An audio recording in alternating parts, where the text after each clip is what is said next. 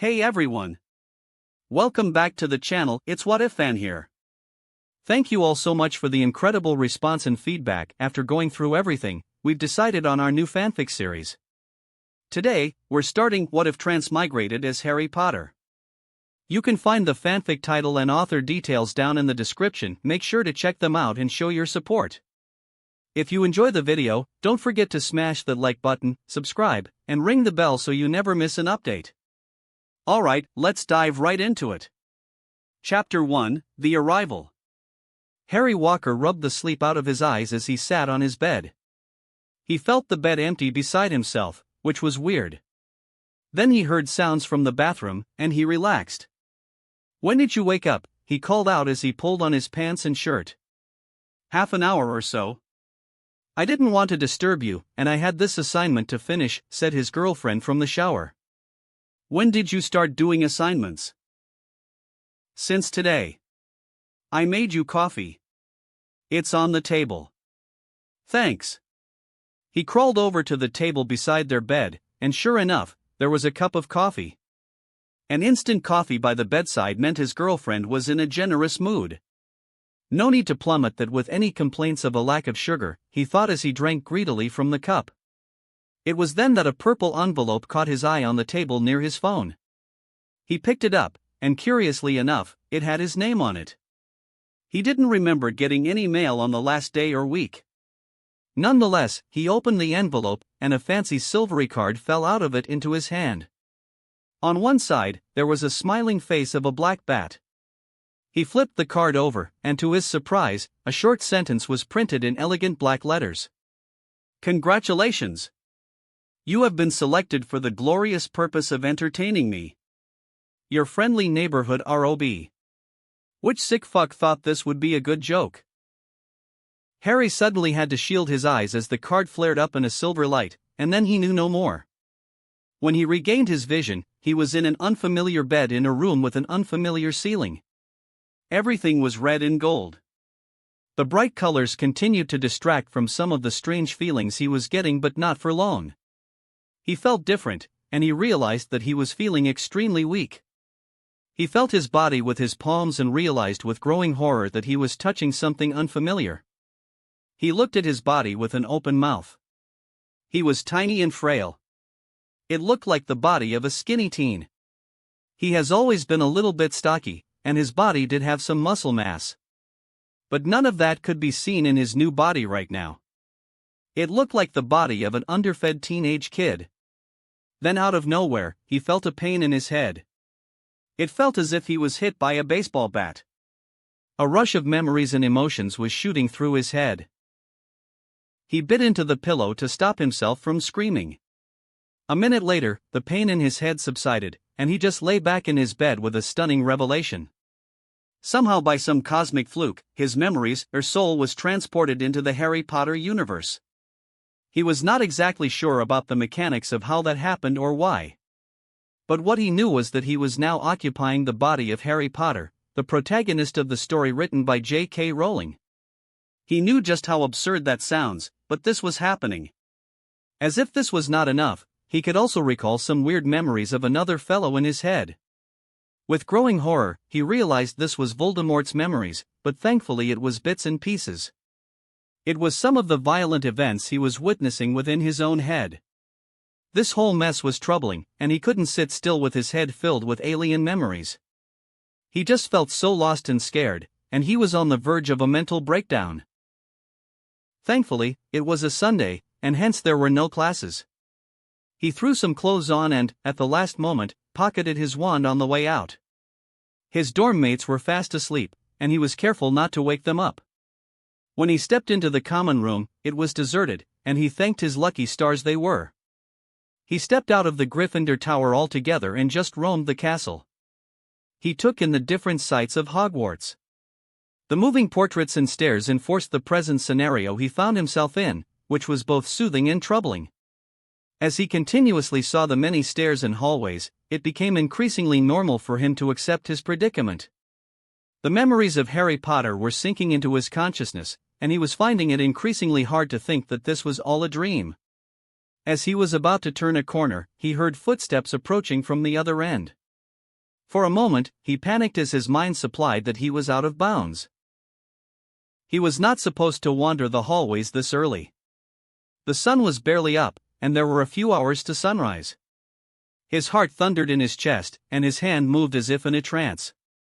The next thing he knew, he was waving the holly wand around himself in a wide circle. He felt a slight tingle on his skin, and he stayed perfectly still. He was even holding his breath, and the footsteps came closer and closer. He had the urge to close his eyes, but by sheer will, he stamped down that urge. The figure turned the corner, and he saw that it was Professor Sprout. The head of Hufflepuff House paid him no mind and moved along as if he was not there. He blinked in surprise at this apparent luck. It was then that he noticed that his body was invisible. He found himself flicking his wand, and the invisibility collapsed. Somehow he had turned himself invisible without involving his consciousness. "I need help. I need serious help," he whispered in fear. He didn't know how long he wandered the grounds of Hogwarts. It must have been an hour since he escaped the castle and came into the grounds. He was now walking by the Black Lake aimlessly, and he found that therapeutic. The cold damp air was uncomfortable, but it helped calm his raging thoughts. In his hour of self-reflection, he had found some peace of mind. He accepted that he was either in a grand delusion or he was precisely where he thought he was right now. While logic dictates that he was making this all up, he decided it was better to act under the assumption that this was all real. Frankly, he found he had no other choice. He couldn't just stay somewhere and hope this whole thing would go away. Whatever this was, it was happening around him. At the very least, he knew he bled red when he poked his arm with a piece of stick. That experiment let him confirm that he could get hurt. Now, his priority was not to get hurt mentally or physically, which was an excellent first goal, in his opinion. The second goal was never to reveal what he was going through with anyone else. He doubted anyone would believe him anyway. Even if by some unseen stroke of luck someone did, they could hardly do anything. He would not depend on some stranger for help when there was a serious chance that he could be put in a mental asylum. In the worst-case scenario, he may get his memory wiped, which would be a significant blow to his identity. His identity revolved around his memories, and he would not sacrifice that in a fit of stupidity. The third goal was to survive at any cost. He didn't want to die, and he certainly thought of killing himself a few minutes back, but he didn't have the strength to off himself. While he didn't have the strength to finish his own life, he would certainly not let someone else take him down. The fourth goal was to get back to his own world somehow. At the moment, that was an impossible goal. He knew that, but this was something that he would refuse to abandon. At least, that was what he told himself. The pain in his heart at the cruel separation from his family, friends, girlfriend, and all his buddies was real. He doubted it would go away, and he didn't intend to give up on them. He would seek his old life and then the final goal. The final goal was to find the son of bitch that dared to send him into this spiraling madness and kill him, her in the most horrible way humanity had ever envisioned. He would kill this ROB or whatever schmuck that was behind this bullshit. A flash of fire up above his head made him rear back. A piece of paper fell out of the fire, and he caught it with a frown. There was neat writing on the paper that made his rage set off. "For future reference, call me Nobu. Now have a good day, Mr. Potter, and enjoy the little something I put in your head. Oh, you sick bastard. I swear I will kill you. You hear me, you filthy cosmic trash? I will kill you." Harry screamed into the open sky. It took Harry quite a while to find his mental balance, but he was more than fired up to kill the guy right then and there. The anger and rage that was coursing through his veins proved to be of use. It allowed his mind to sharpen his intellect, and he sought the best place in that situation. Harry found himself on the 7th floor of the castle. He walked through the left corridor and finally found himself before a brick wall. He walked back and forth, concentrating his mind on what he needed. A door materialized on his third pass, and he walked in slowly. The door disappeared behind him, and he found himself in a room with a vast swimming pool. Swimming was his way to relax, which had not changed because of his body switch. Shedding his clothes, he jumped in and let the fabulous pool relax him. As he took laps across the pool, he thought of his present predicament. He was now in his fourth academic year at Hogwarts. A week ago, the champions for the Triwizard Tournament were selected.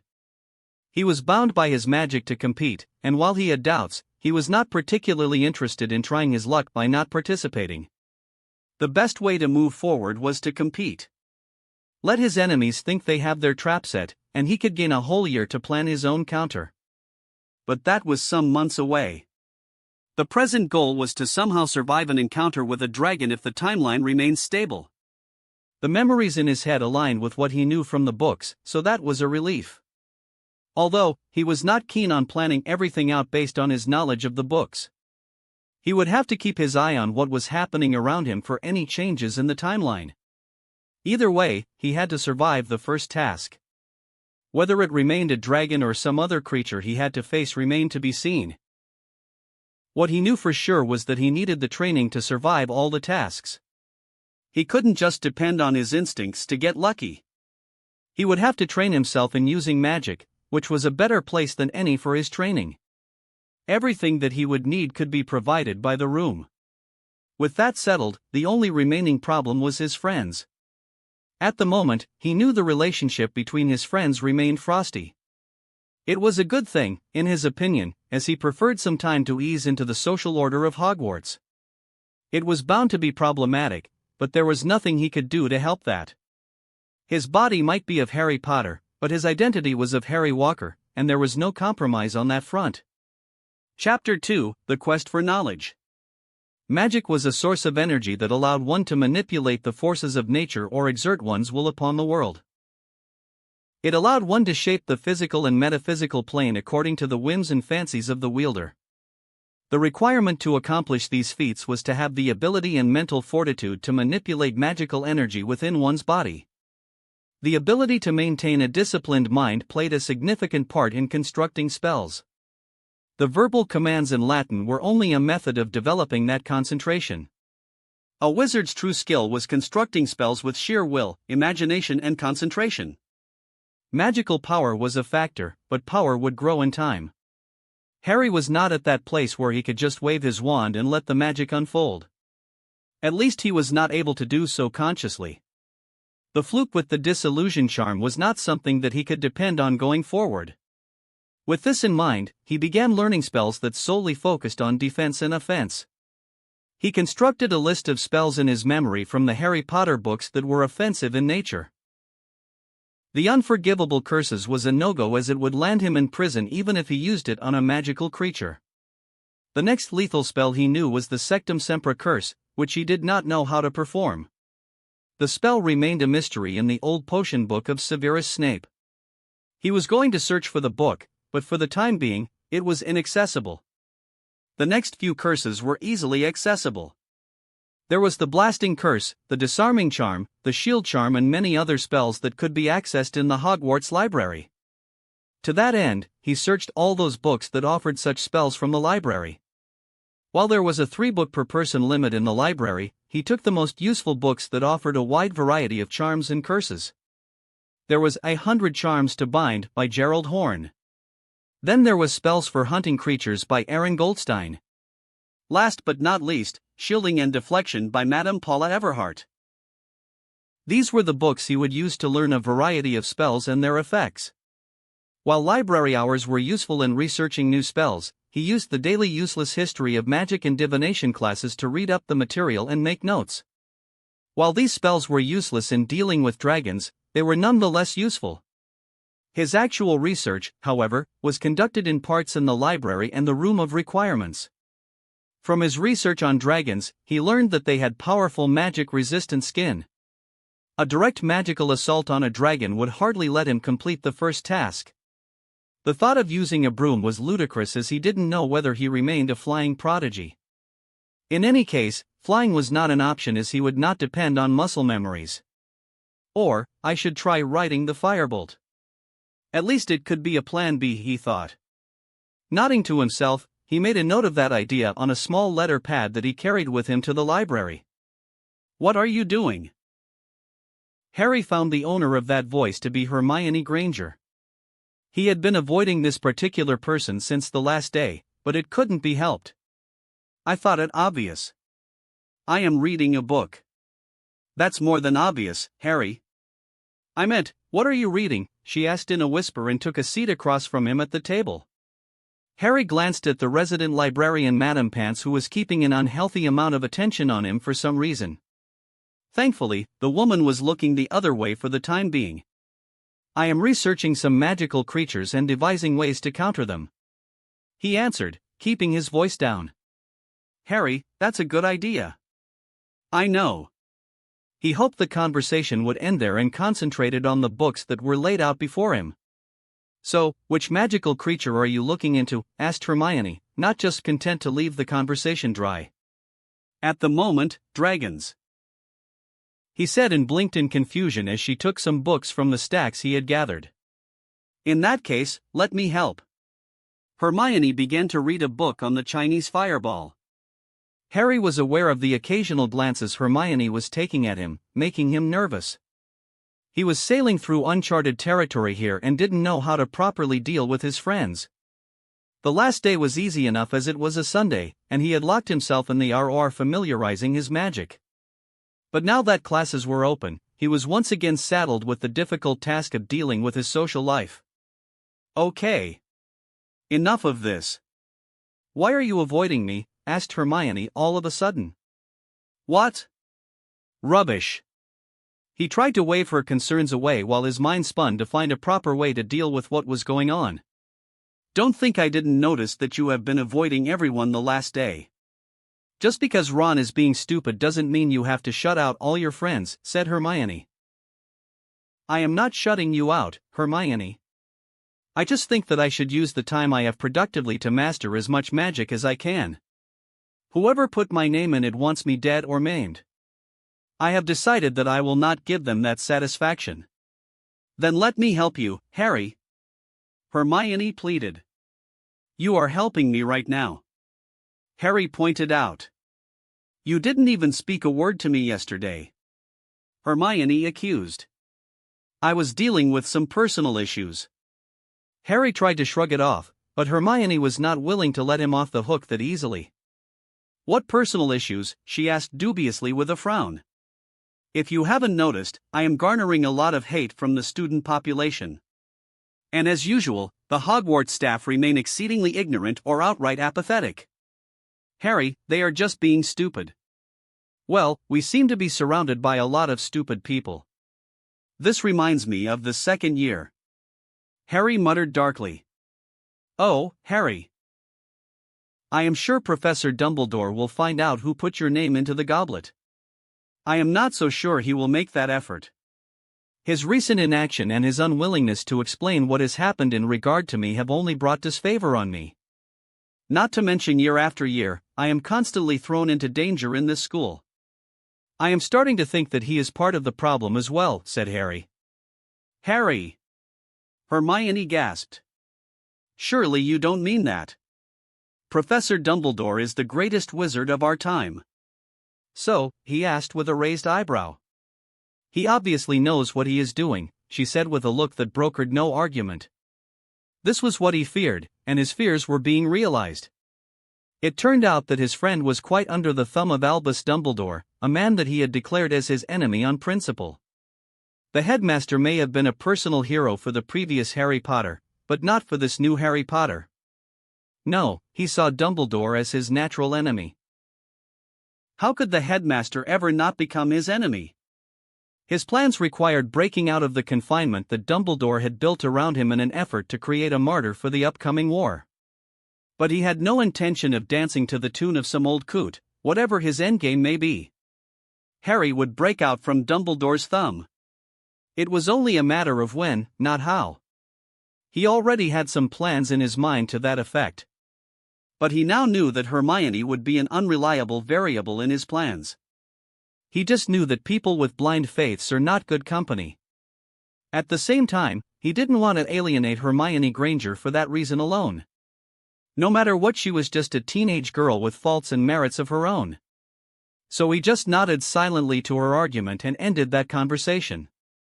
Hermione took that as his agreement and returned to reading the book.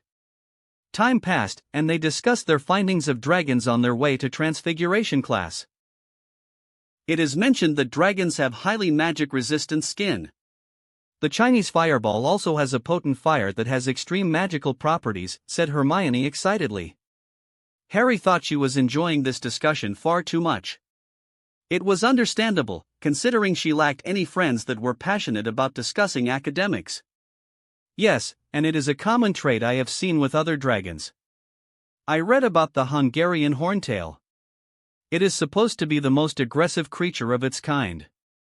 They seek out danger, and the book mentions that they are cannibalistic in nature. Truly? I didn't know that. Hermione said, her eyes gleaming with some unknown emotion. But I have read that several dragon reserves are across the wizarding world. Surely there is some type of magic that can subdue the dragons. Otherwise, how did dragon blood and other body parts were harvested? It takes multiple wizards to put a dragon to sleep, Hermione. Hagrid said that in our first year, remember, he reminded her. Well, we agree that dragons are dangerous and powerful. How can one wizard defeat them if they are used on the tasks? Hermione wondered. Our regular spells won't have the desired effect. I believe that the answer lies in the basic elements. The basic elements? Like water, she asked curiously. Well, dragons are creatures of fire. Should it not stand to reason that they would be uncomfortable or weaker in a considerably cold climate? Harry reasoned. But Harry, elemental magic is a very advanced piece of magic. I did learn about the Aguamenti charm from the Standard Book of Spells. Harry mused aloud. I have read about that spell as well, but it only conjures water in a small amount. She pointed out. Indeed, but it is a start. I will be looking into more elemental spells this evening. Want to join me? Harry asked, offering another get-together/research session. Sure I would, Harry. Hermione beamed, and by that time, they reached their class. They were just in time for the class, and Harry could see Ron tagging along with Seamus Finnegan and Dean Thomas. He paid no mind to his former friend and went into the class. Hermione took a seat next to Lavender while he decided to take his seat next to Neville. With the present cold relationship between Harry and Ron, Neville was his go-to guy for partnership. Hi, Harry. The pudgy boy greeted him as he moved over to give Harry space on the bench. Hi, Neville. Do you mind if I ask you a question? Oh. What's it about? Asked Neville nervously. I was just curious to know whether you know about many water creatures. Do you? Harry asked. Oh. Neville suddenly relaxed. I know some of them, Harry. Why do you ask?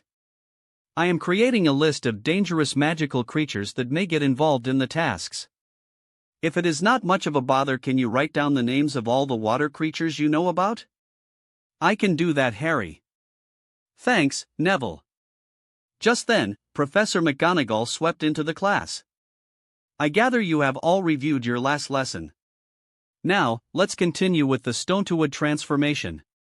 Harry walked through the hallways of the castle, trying to ignore the hostile looks being shot at him by a pair of Hufflepuff girls. He cursed the ridiculous house system of this school for all these heightened emotions. If the school could just do away with the house system, he could foresee half the problems bothering the student population would go away. But he doesn't foresee that happening anytime soon. There was always this needless baggage being carried around by every civilization that goes by the name of tradition. Traditions are hard to dislodge when they are ingrained into the marrow of culture. There was no point in thinking about what could be when it would obviously not change the present scenario. He shook his head to clear his thoughts and climbed the stairs to the 7th floor. He had given the slip to his friends and had managed to sneak out of the Gryffindor common room. He would have to get back to the common room within an hour, but that 1 hour was precious as far as he was concerned. After making sure that he was alone using the Marauder's map, he paced back and forth 3 times before the wall. A door materialized, and he let himself in, and the room born out of his thoughts greeted his eyes. To his left, there was a table and a swiveling chair. On the table lay a few books, and he took one of the books. The cover read, Magic's Most Extreme by Phineas Black. The name took him by surprise. He had heard of that name before. If his memory served him right, there was a guy with that name as a previous headmaster of Hogwarts. It was entirely possible that this author could be a different person altogether. The identity of the author mattered less to Harry at this point. The contents, however, were of great interest to him. As he leafed through the book, a smile slowly blossomed on his face. It looks like he finally found what he was looking for. Now comes the hard part, learning. Chapter 3, Making New Friends. Harry palmed his wand tightly in his right hand and breathed out slowly. He focused on the effect that he wanted and unleashed his imagination. He knew what effect he wanted, and he wanted it to happen in the physical world. He wanted the magic inside his body to conjure what he imagined to become a reality. Fixing his mind on what he wanted, he raised his wand. The holly wand was held loosely with his thumb and forefinger. The handle rested on the inside of his palm, and he gave his wand a counterclockwise twirl. Suffusio, he yelled, jabbing his wand at the last moment. The tip of his wand lit up with a blue aura, and a torrent of swirling mass of water formed. He smiled at the success, and as the water began to expand out of his wand, it splashed into the ground, losing cohesion. Darn it! I lost focus again. Harry muttered heatedly and slapped his cheeks to admonish himself. Now, let's try this one more time. He muttered as he raised his wand again and performed a counterclockwise twirl. He jabbed his wand forward and cast the spell once more. This time he focused his mind and refused to be distracted by his initial success. A swirling vortex of water shot out of the tip of his wand and went straight for a dummy at the end of the room. The force of the water jet smacked away the dummy in question. When he cancelled the spell, the dummy was smashed into bits and pieces of wood. A useful spell, but I think it is not going to be of much use against a dragon. Still, it should come in handy someday, he said to himself. Harry went back to reading the book written by Phineas Black. It had a treasure trove of spells, and the best thing was that most of the spells required little to no wand-waving patterns. He had found it early on his quest to learn spells that he lacked a certain fortitude in performing complicated wand-waving.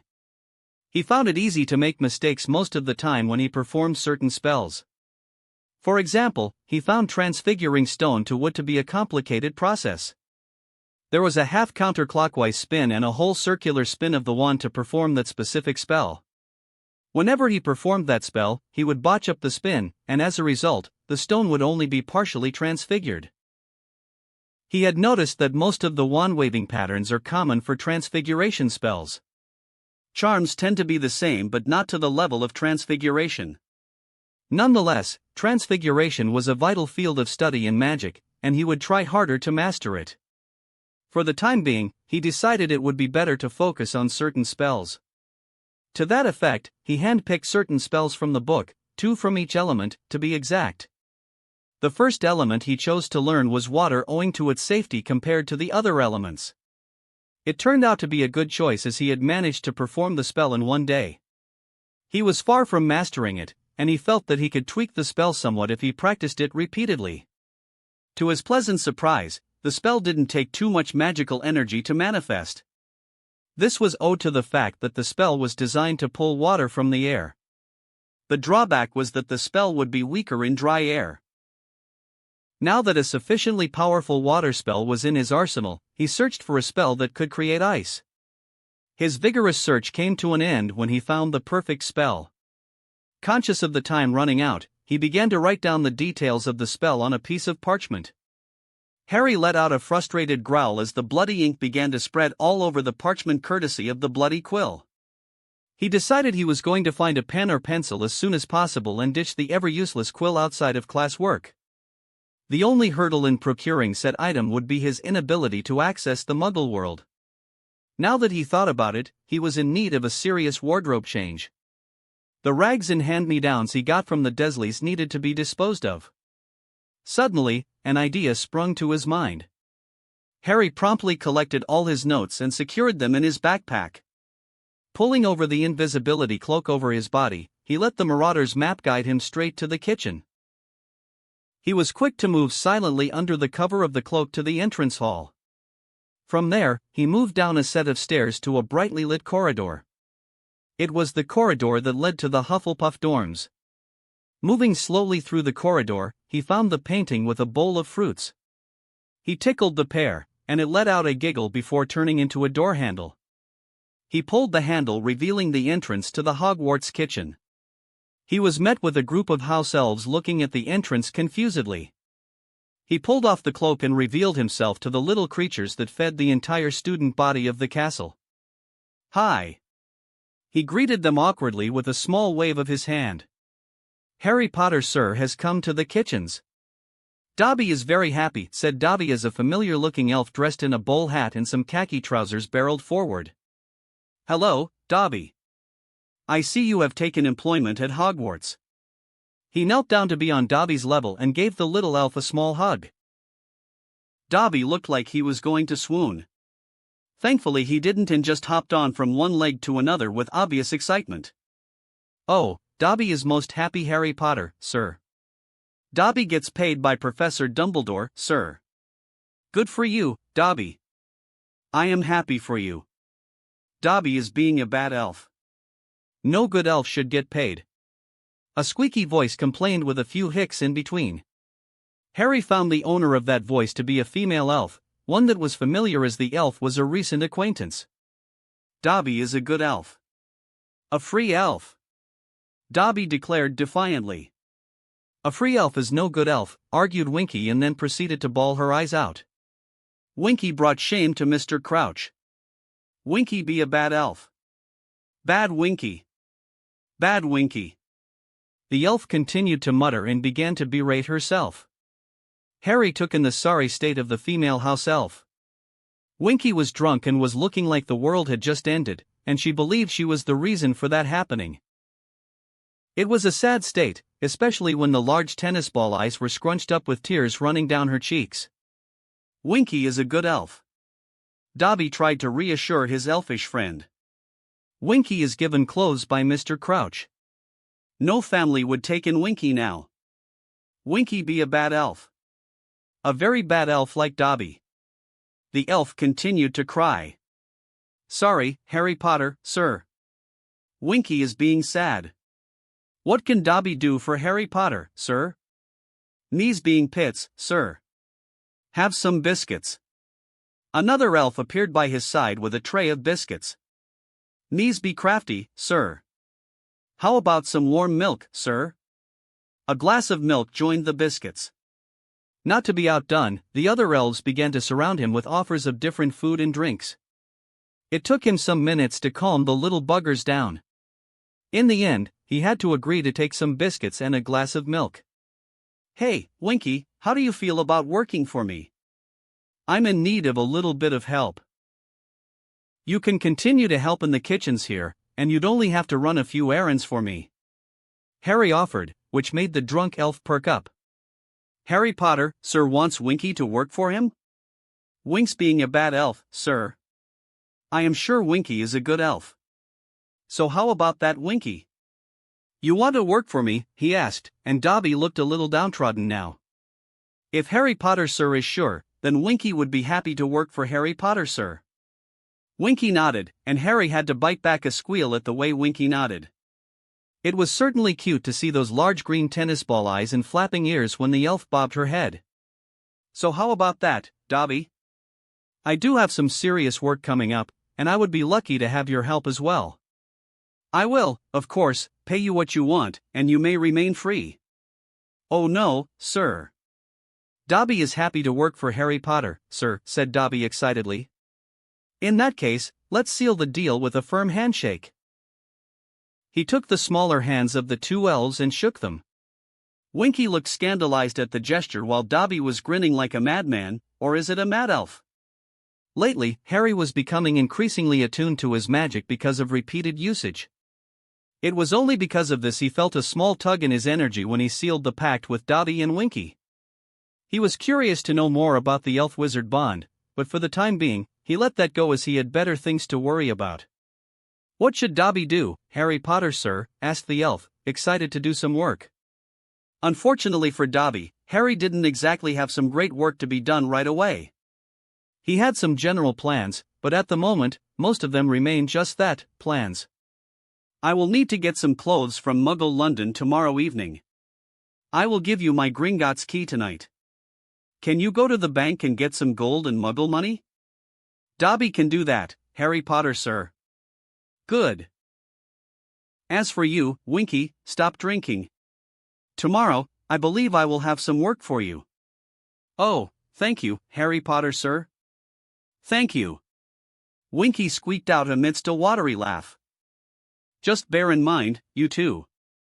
At the moment, no one should know that the two of you are working for me.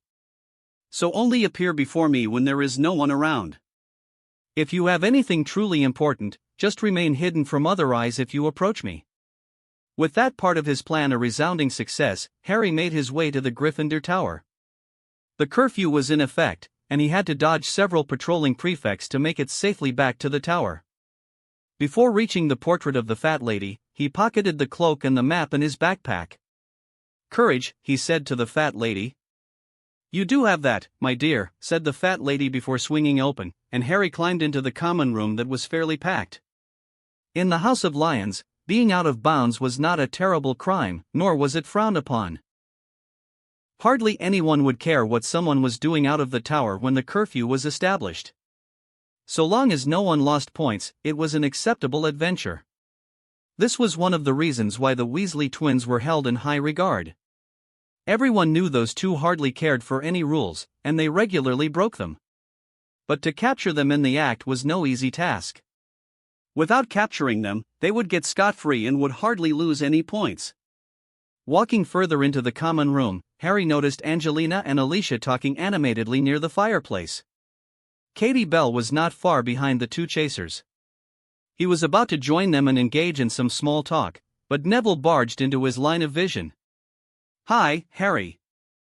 I did what you asked, said Neville as he handed him a parchment. The list of magical creatures in water that I know of. He had nearly forgotten about this little detail. Thank you, Neville. He patted his otherwise silent friend.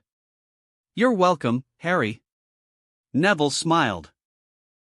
Do you reckon the first task could be in the Black Lake? Oh, I don't know, Neville. I searched for the previous tournaments, and it is a regular theme for the champions to face a magical creature.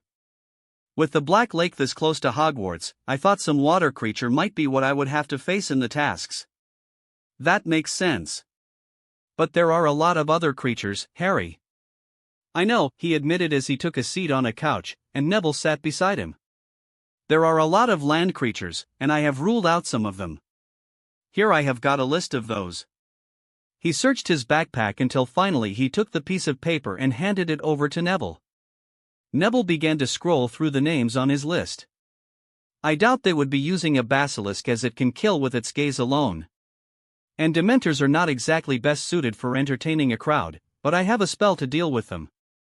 Those are the only two I have eliminated so far. Harry explained. You have a way to deal with Dementors? So the rumors are true, then? You chased off a swarm of Dementors last year. Neville was now looking at him as if seeing Merlin in the flesh. Well, I have a spell that could take on the Dementors. Harry admitted, but then he hesitated as he overcame with doubt. I hope it works as usual. I haven't tried that spell again for a long time. He trailed off in thought as he realized that the Patronus charm might not be as reliable as he had thought. Neville frowned all of a sudden, looking at the parchment. What about the Manticore, Harry?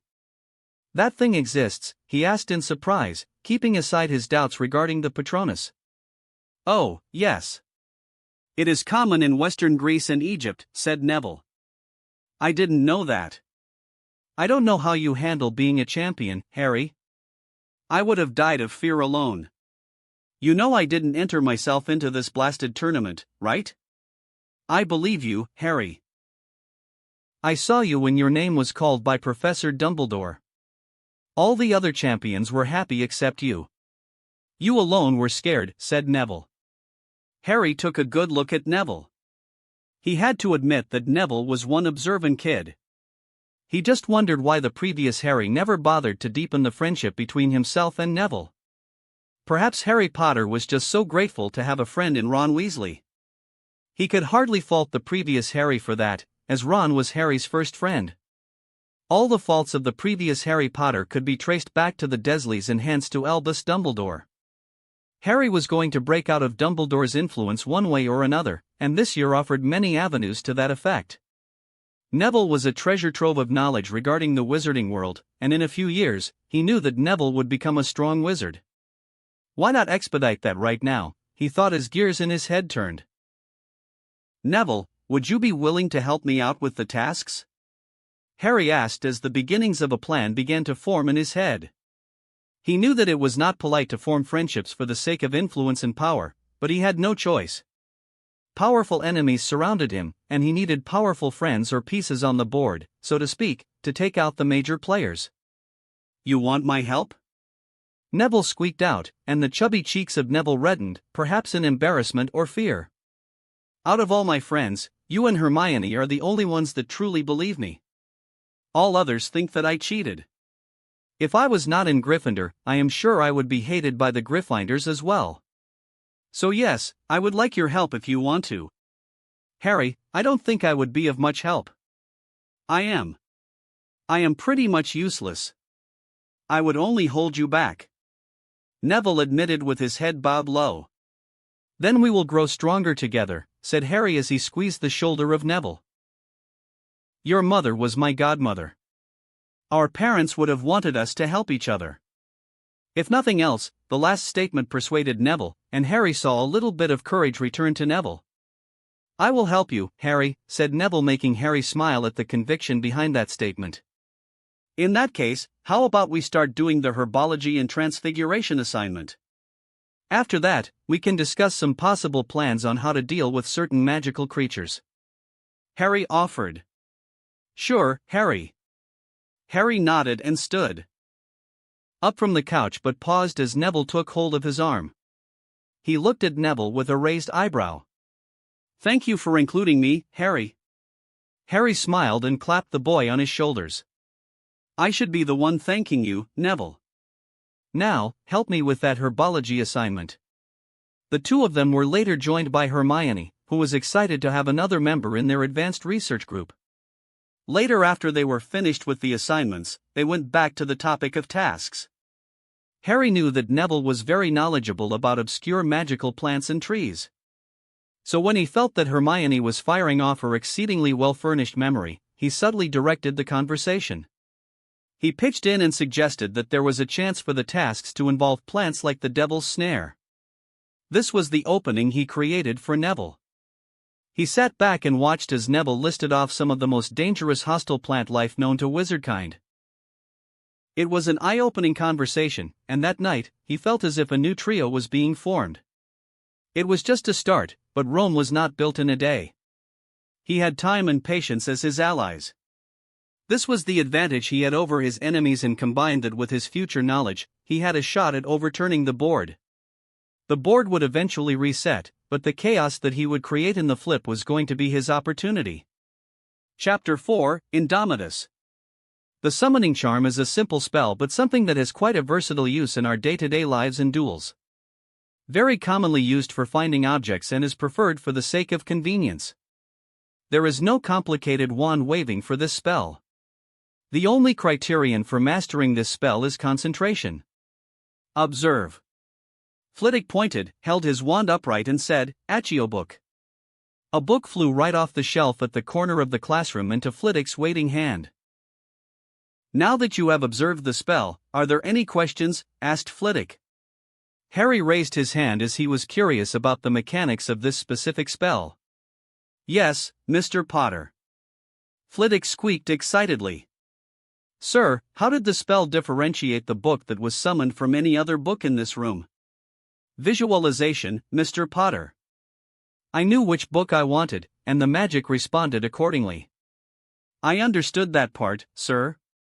But my question is focused on whether the spell depends on the visualization and familiarity of the object by the caster.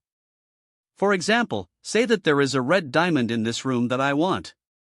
I only know the existence of this diamond from a friend. I have never seen it, nor have I ever known about it. This room is filled with other red diamonds as well. But I want the specific diamond that my friend mentioned. Keeping all this in mind, if I use the summoning charm, would the diamond that my friend mentioned would be summoned by the spell? An excellent question, Mr. Potter. Flitwick nodded with a smile. In this scenario that you constructed, the summoning charm would work, but it will summon every red diamond in the room. Why? Simply because your information about the red diamond that you want is sorely lacking. When I summoned this book, I knew which book I wanted. I didn't have to specify its name or any other attributes because I knew the book I wanted. Hence magic works its wonder. Remember, children. Your knowledge, concentration and imagination are the limits of your magic, nothing else. At that moment, the time for the class came to an end. Remember to read the chapter about the summoning charm. Tomorrow will be a practical class, said Flitwick before dismissing the class. Harry packed his bag and joined Neville on the way out of the class. He could see Hermione speaking with Ron, so he shifted his plans a bit. The next hour was free for them, and he intended to get some reading done. Hey, Neville. I am going to the library. Want to join me? Sure, Harry. As the two of them were about to take a flight of steps, Draco Malfoy and his cohorts blocked their path. Oh look, the champion is here, said Draco, followed by some snide laughs from his Slytherin buddies. And the resident inbred morons are here. What is new? What? Draco hissed. Oh, look. The inbreeding has taken poor Malfoy's hearing as well. Perhaps you need to see Madame Pomfrey Malfoy. How dare you insult me, you filthy half-breed? Draco snarled and pulled out his wand in a threatening manner. I dare because I dare, filthy trash blood. If you are intent on insulting me, get ready to be returned that favor, else get lost, Malfoy, said Harry as he pointed his own wand at Malfoy. What is going on here? Flitwick asked as the little professor managed to barge in. Oh, nothing, Professor. Malfoy here is under the delusion that his self-proclaimed pure blood is superior. I am waiting to see whether his claims hold any truth. I have to say the last 3 years have so far been a string of disappointments. I fear that is all we can expect from Malfoy. Harry smoothly interjected before Malfoy or his gang could say a word. I will not have any of you using spells in the corridor, said Flitwick with an uncharacteristic stern look from the usually bubbly persona the professor projected. Gladly, Professor. Just ask Malfoy and his gang to remove themselves from my path, said Harry. Mr. Malfoy, Miss Parkinson, Mr. Goyle, and Mr. Crabbe, please remove yourselves. Thank you, Professor. Have a good day, said Harry. After giving a brief nod of respect, he moved forward with Neville right behind him. I don't think Malfoy would forget that. Calling him and his friends trash blood, said Neville, and Harry couldn't precisely pinpoint whether his new friend was afraid or ecstatic. It is better that he does not forget. He doesn't have a monopoly on insults. So long as he confines himself to insults, then that is fine with me, said Harry, climbing down a set of stairs with Neville. You know it won't end there, Harry. I am counting on it. Shouldn't we avoid fighting? Neville asked. There is no use in running when we are chased by idiots that refuse to learn. There comes a time when we either make a stand, else we will be running to the ends of the world our whole life, said Harry, only to receive a confused stare from Neville. Harry berated himself for speaking as if he was a wise old guy. He had to remember that he was dealing with a bunch of teenagers, and he himself was one. It was getting harder to pretend to be a teenager. Not to mention the sheer unfamiliarity that he was feeling even with the memories of Harry Potter. Last time Malfoy tried to be a pain in the ass, Hermione punched him on the nose. The rest of the year, the fool was bearable. I think it is time he gets another bloody nose. Harry explained, and Neville nodded in understanding. So, what are we searching for in the library? Asked Neville, changing the topic, to which Harry was thankful. How about you look for any information on Grindylows while I search for spells that allow one to breathe in water? Harry suggested. Sure, Harry, Neville said happily. I never thought there were so many shield spells, said Harry as he leafed through the book he borrowed from the library. Are there that many? Asked Hermione, leaning forward on the table with interest. Oh, yes. There is the commonly used Protego charm that lets you defend against most spells. But the charm can be brought down by some shield breaker spells. I read about that spell in the 5th year spell book, said Hermione. It is the common shield charm preferred by many wizards as it is simple to learn and cast. There are other shield charms, however, and I think I found something that would be useful, said Harry with a nod towards Hermione. Oh. Let me see, said Hermione excitedly as she took the book he was reading and began to search for the spell. The Indomitus charm is a shielding spell developed by Eugene Rosier in 1607. The charm, when cast, creates a bubble of magical shield around the castor. Goblins regularly threatened his hometown, and he thought to create a shield that would help him protect his home from physical harm. The goblins used metal hammers and boulders to smash homes and castles. Eugene Rosier wanted to cover his home with a shield that would physically separate his house from the rest of the town. While the spell didn't have the intended effect of protecting his home, it could protect the castor and those who are immediately close to the castor. In 1651 this spell was further modified to create a ward that had the effects Eugene Rosier desired, read Hermione, but Harry could see that his friend was not that much impressed. What? Harry asked, looking at the bushy-haired girl. Well, it is not so different from Protego. Turn the page, Hermione, said Harry. On the other side of the page, the historical uses of the spell were listed. Indomitus was used by Gabriel de Cruz against the Hydra of Thessaly in 1707. The spell proved to shield Gabriel de Cruz from fire spat out by the Hydra. In his book The Dance with the Hydra, Gabriel de Cruz claims that the 7 heads of the Hydra he faced couldn't break the Indomitus, read Hermione. So the spell can block anything physical or even fire. Can it block spells as well? Asked Neville, who was silent throughout the conversation. The book doesn't say. But Harry, this is a powerful spell, said Hermione. I know. I am just keeping my options open. Besides, I do have a few weeks before the first task. I could learn the spell in that time frame. There are also a few variants of the spell listed here, Harry. Are you sure you want to learn this spell? The Protego charm could be simpler, said Hermione, turning a few pages of the book. It wouldn't hurt to try, said Harry with a shrug before accepting the book back from Hermione. If you are sure, Hermione said before turning her sights on Neville, who was reading up on the summoning charm. Did you find any water creatures from the library, Neville? Oh, yes, Hermione. We read about Grindylows and some sea dragons. Harry even found a spell that allows you to breathe underwater, said Neville. Really? What is the spell? She asked excitedly. It's the Bubblehead charm. I took some notes. Want to see it? At Hermione's enthusiastic nod, Harry handed over the notes he prepared to her. As Hermione concentrated on the notes he prepared, his eyes caught Ron giving him a stink eye from across the common room.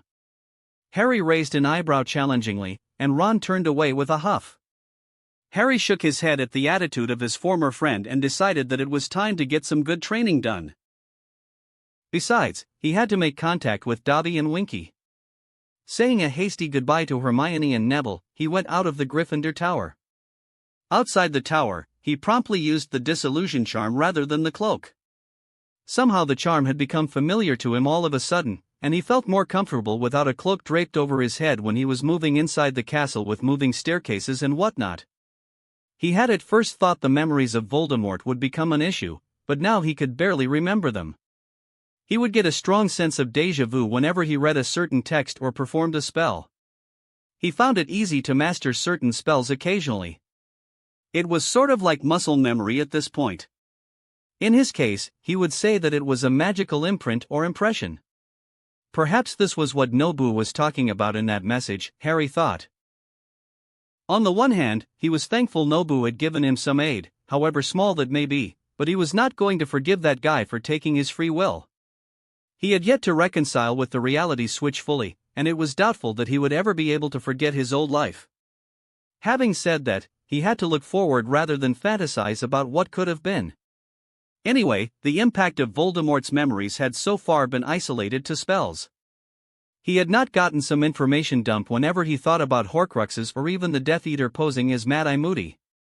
He was thankful for that, as he was sure he wouldn't be enjoying a whole stack of Voldemort's memories when most of them were filled with torture, murder, and several violent acts. He carefully traversed through the castle, dodging several patrolling prefects. Finally, he managed to arrive at the 7th floor corridor. He cast a wide area silencing charm just to be sure and then began pacing before the wall. As a door materialized before him, he called out to Dobby and Winky. Master Potter called for Dobby/Winky. The two elves were excitedly bouncing on their toes. He was frankly baffled at the house elf mentality. Every time he thought about them, it just didn't make much sense. He was beginning to believe that the wizarding world thrived on not making much sense. An entire race of work-obsessed slave laborers was certainly a curious thing, but he was not going to complain. But he reminded himself that he ought to be extra nice to these useful beings. It helped that the two elves before him were easily likable and friendly. Dobby, good to see you. Harry patted Dobby on the head before turning his eyes on Winky. Winky, are you sober now?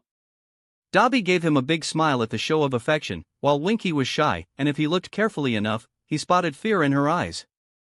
Winky is a good elf now, Master. The female elf said with her hands wrenching in anxiety or fear or both. Good. Follow me. Harry walked into the room that the ROR helpfully provided. As the three of them walked into the room, the door vanished, only to be replaced by a plain wall. He sat on a cushion near the fireplace that was providing him with much-needed warmth. So did you manage to accomplish everything I ordered last night, Dobby? He asked. Oh yes, Harry Potter, sir. Dobby did, sir. The elf excitable said and snapped his fingers.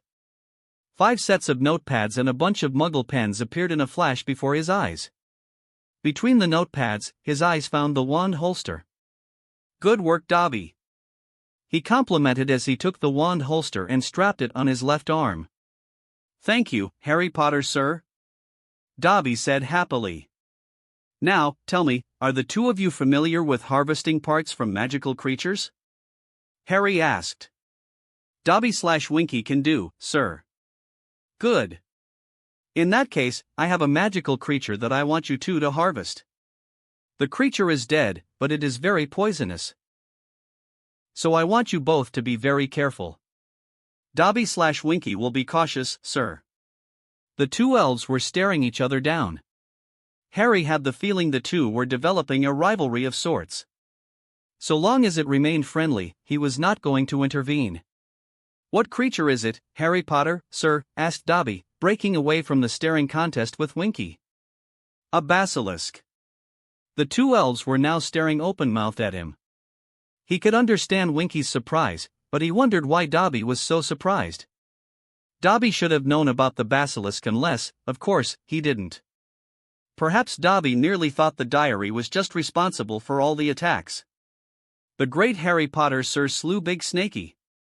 Dobby should have known how great you are, sir. Forgive Dobby for ever doubting you. The elf was now bowing low. Dobby, don't do that. You don't have to call me great or anything, and you certainly don't have to bow to me. I would appreciate it if the three of us worked as friends, said Harry as he awkwardly patted Dobby and Winky on their heads. Apparently, that was the wrong thing to do, as the two elves promptly wept and hugged his legs while repeatedly thanking him. It took him a few minutes to calm the two excitable elves down and direct their attention to the matter at hand. So, can you two render the basilisk and harvest ingredients from its body? I believe I will be having some uses for the venom and its teeth soon. Winky knows how to skin Big Snakey, sir, but Winky would need goblin steel, said Winky, taking Harry by surprise. Why is that? Dragons have magic-resistant hide, and yet they have been extracted for ingredients. But basilisks are born out of dark magic, Harry Potter, sir. Even in death, the tainted magic won't leave the big snake," said Winky. Harry looked at the elves weirdly, wondering how they knew about the basilisk and its birth. But he didn't explore that thought. "Then I am afraid harvesting the basilisk will have to be postponed until I somehow find goblin steel," said Harry, as the only price of goblin steel he knew was locked away in Dumbledore's office. "But you have goblin steel in your vaults, sir," claimed Dobby. Harry blinked in surprise because that was news to him. "Huh, say that again." "You have goblin steel in your vaults, Harry Potter, sir," repeated Dobby. "I don't think so, Dobby. The last time I visited my vault, it was only galleons, sickles, and nuts in my vault, Dobby." "Oh no, sir. That was just your trust vault. There is a family vault of Potters, and Dobby has seen many goblin steel blades in the vault." "Wait a minute. There is another vault that I didn't know about, and yet you managed to see inside the vault on just a single visit. How?" Dobby asked the mean goblin to show him all the vaults of the Potters, sir. Dobby wanted to arrange the vaults just as he did for Bad Malfoy's. Said Dobby as a way of explanation, but Harry was only half paying attention. His mind was on the spin as he thought about the new possibilities offered before him. Harry was now on the floor with his eyes level with Dobby. He put his hand on Dobby's shoulder and pulled the elf closer. "The goblins just let you in on the family vault of Potters with no questions asked?" he asked incredulously. "The mean goblins took Dobby's magic. Dobby thinks the goblins were searching for the bond. But I am underage. Dobby doesn't know Harry Potter, sir. The goblins are strange and think differently from wizards." Against that explanation, Harry could hardly make an argument. He just sat there staring like an idiot. He knew the Potters were an old pureblood family. They were bound to have immense wealth considering the family tree could be traced back to the 12th century. He needed to know more of the Potter history and several intricacies behind his noble lineage. He had yet to broach the subject with Neville, but Neville could hardly know about the history of Potters. Albus Dumbledore must have known about the Potters well, owing to his long life and his fascination with the Deathly Hallows. But Harry was hardly going to trust a word from the man manipulating Harry Potter all his life. While he had no concrete evidence, the utter apathy that Dumbledore showed to Harry Potter, knowing that a bunch of lowlifes was abusing the kid, didn't sit well with him. That was not the only reason for his mistrust, but he hardly needed anything else. No, he would never trust the headmaster with even a paperclip if he could help it. That left only one other person he could turn to for help. And that person was a wanted fugitive in the eyes of the law. Fortunately, he knew a meeting was coming up soon enough. He would just have to wait for Sirius to contact him. Till then, he would wait and work on other avenues. Chapter 5, Weighing of Wands. It was early morning, and hardly any sunlight could be seen in the sky. A blanket of darkness concealed Harry's movements from any prying eyes. The disillusion charm also helped in that aspect. As usual, the castle was sleeping owing to the early hour. After a few more minutes of walking, he finally arrived at his destination. He took down the disillusion charm and took in the girls' lavatory on the second floor. There was hardly any difference to the structure he could see under the light from the tip of his wand. Nonetheless, he cancelled the Lumos spell and began casting some basic detection charms. He could detect no wards or proximity alarms around the place, which was odd as he expected Dumbledore or any of the Hogwarts faculty to keep an eye on the chamber. Perhaps they didn't see any need for warding the entrance seeing as the basilisk was dead and Harry was the only one capable of accessing the chamber. He certainly had no complaints, and by a stroke of luck, Moaning Myrtle was absent from her usual spot. As he entered the lavatory, he summoned both Dobby and Winky. Both of them arrived with a customary popping sound. "You two ready? We are going to enter the fabled Chamber of Secrets." "Dobby is ready, Harry Potter, sir." "So is Winky, master." Nodding to his two elvish friends, he raised his wand, silently lighting the tip once again with Lumos. His eyes traced the snake effigies carved on the taps and pipes of the sink. "Open." Harry hardly felt he was hissing.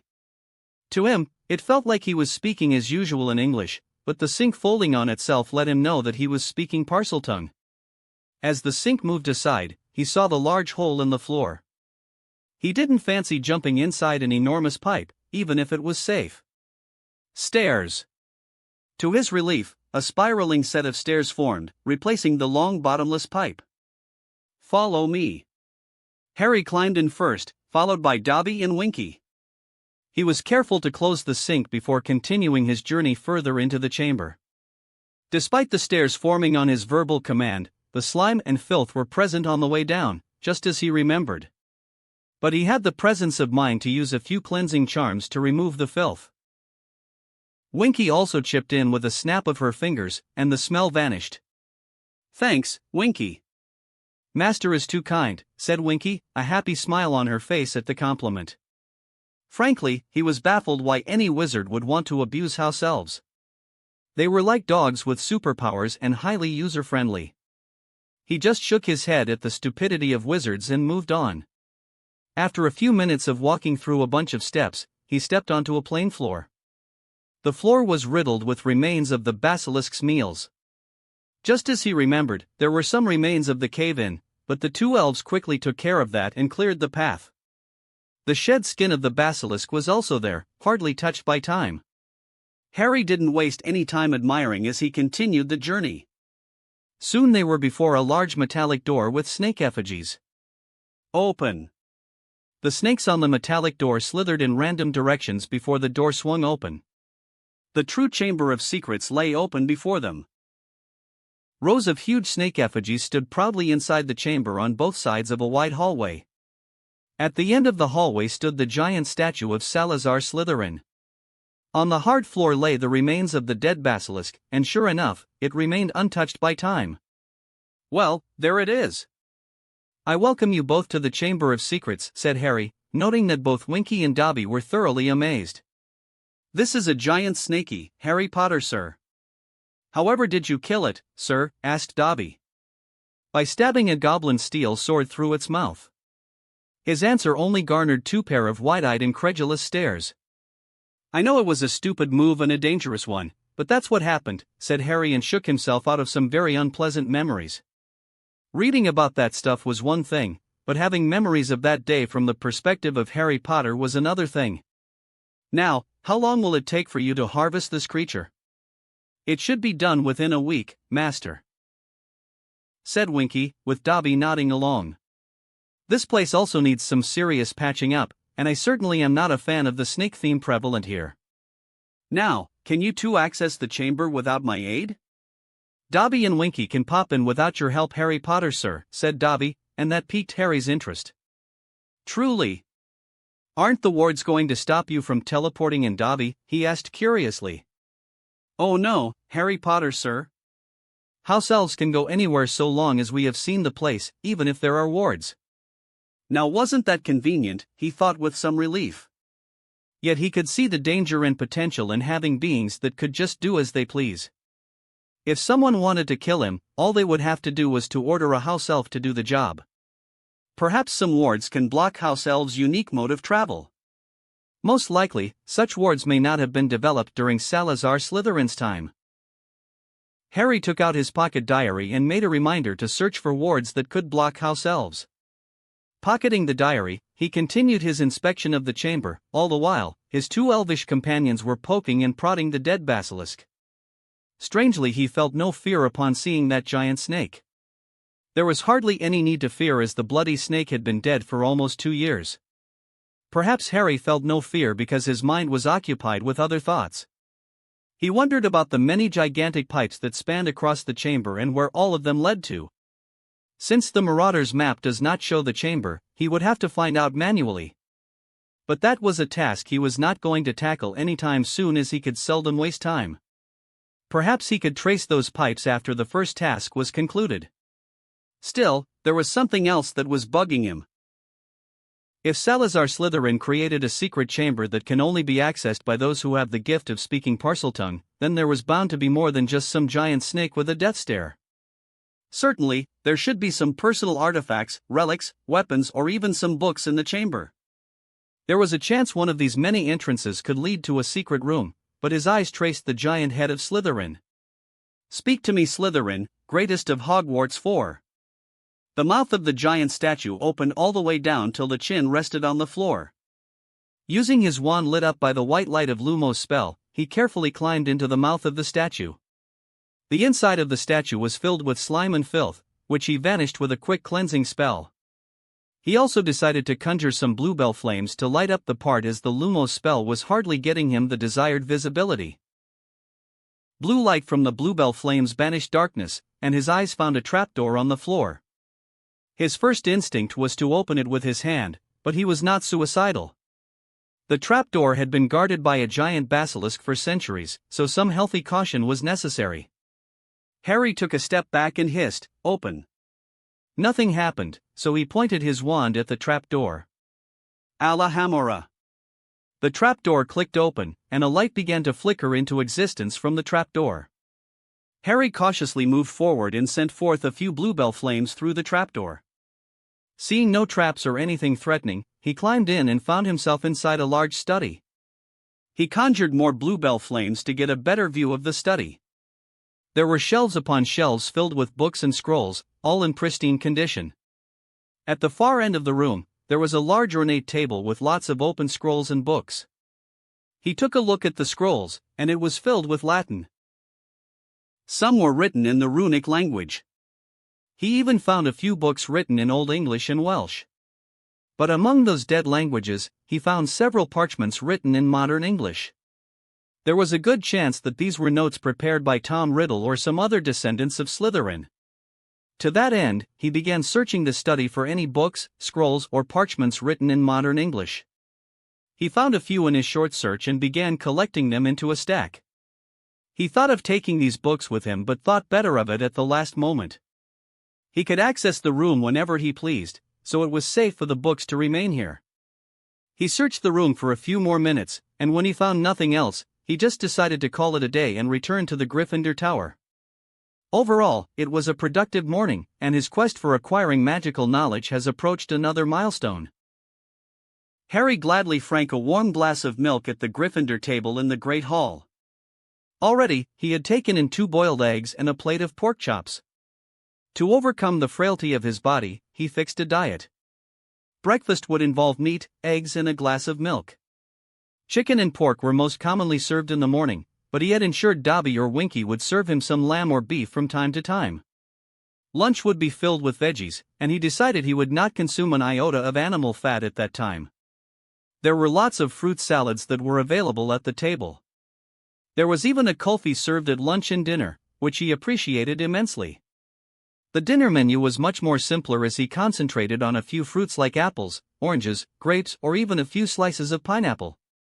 He designed the diet in a way that allowed easier digestion in his body by taking in as many nutrients as possible. He had even taken up the habit of drinking a blend of lemon and amla juice before going to bed, as it helped burn fat in the body. It was well known that heavier food should be consumed in the early morning and light food in the evening. He was following that same principle. So far, there were no marked changes to his body, and it was highly unlikely that he would see any changes soon. Perhaps he would gain some height by the end of the year. Seeking out some expert opinion from Madame Pomfrey might not be a bad idea as well, he thought. "You are spacing out, Harry," said Neville with a small nudge. "Ah, I was just thinking about my height, or the lack of growth, to be more accurate. I am the shortest boy in our year." "I am sure you will catch up with everyone, Harry," said Neville. "I hope so, else I would become the boy who shrunk." Neville coughed out a laugh at that. "I hope our Starseeker grows up a bit." "Can't have our Harrikins become a dwarf," said George Weasley. "Right, you are George." Fred pitched in eagerly with a solemn nod. "Our poor champion looks like he is half dead already," said George. "Oh, cut it out, you two. Instead of picking up on me, how about you pranksters help me out a little bit," said Harry. "Look at this, George. Harrikins wants my help." "I think he wanted my help, Fred." "You can both help, and it is right up your alley," said Harry, hoping to put a stop to the twins going off on a tangent. "Well, when you put it like that." George trailed off. "We ought to be more considerate," finished Fred, and the two looked at him curiously. Harry leaned forward conspiratorially and began to whisper into their ears. Do I want to know what you are planning with the twins, Harry? Asked Neville as they were on the way to the charms class. A little precaution, said Harry, but Neville just gave an unconvinced stare. Oh, I just asked them to prepare a retaliatory prank against Malfoy and his goons. He explained. Why? I get the feeling that Malfoy is going to come up with something that is going to annoy me. I am just preparing in advance to return the favor. They were the first to reach the charms classroom as others were still back in the Great Hall. The two of them took their seats on the front row. Neville, what do you know about the Wizengamot? Asked Harry as the two of them began to take out their books and quill from their bags. Well, my grandmother's on it, said Neville. I see. What does the Wizengamot do? They create laws for wizards and witches. They even conduct hearings, although that is rare. Truly. Then how are the members selected? Well, there are some 30 permanent seats reserved for noble houses of magical Britain. Then there are the select few ministry officials. I don't know the exact number, but I think it is 7 or 8. Then there are the recipients of the Order of Merlin. Each person is afforded 1 vote. Interesting. Before Harry could ask more questions, students began to pool in. He watched Hermione and Ron walking, engaged in a heated argument amongst themselves. He paid no mind and avoided looking in their direction. He knew that Hermione must be in a tough spot with 2 of her best friends, not in speaking terms. Sadly, that's how it is going to be, and he finds no reason to rekindle his friendship with Ron. If he were just Harry Potter, that would have most likely happened, but he was not the old Harry Potter. He was so far away from the real Harry Potter character-wise. He preferred tackling life on his lonesome. While he certainly had friends and a girlfriend in his old life, he had kept them all at an arm's length. He had no interest in dragging himself into their problems and found peace in his solitude. In his opinion, if someone can't stay at peace and comfortable by their lonesome, then they need to re-evaluate their character. If someone can't be at peace within themselves, they would be a disaster to others. Besides, he prefers to keep attachments to a minimum. That was why he enjoyed as much traveling as he liked. After college, he found 3 jobs and all of them in 3 different cities. In short, he was a nomad, but he understood why the original Harry would forgive Ron so easily. Ron was the original Harry's first friend. Unfortunately, the original Harry was absent in this body. To the new Harry, having Ron along in his plans for the future would be like tying an anchor around his neck. Harry blinked and shook awake from his thoughts as Flitwick walked in, and the Ravenclaws filled in the leftover seats in the classroom.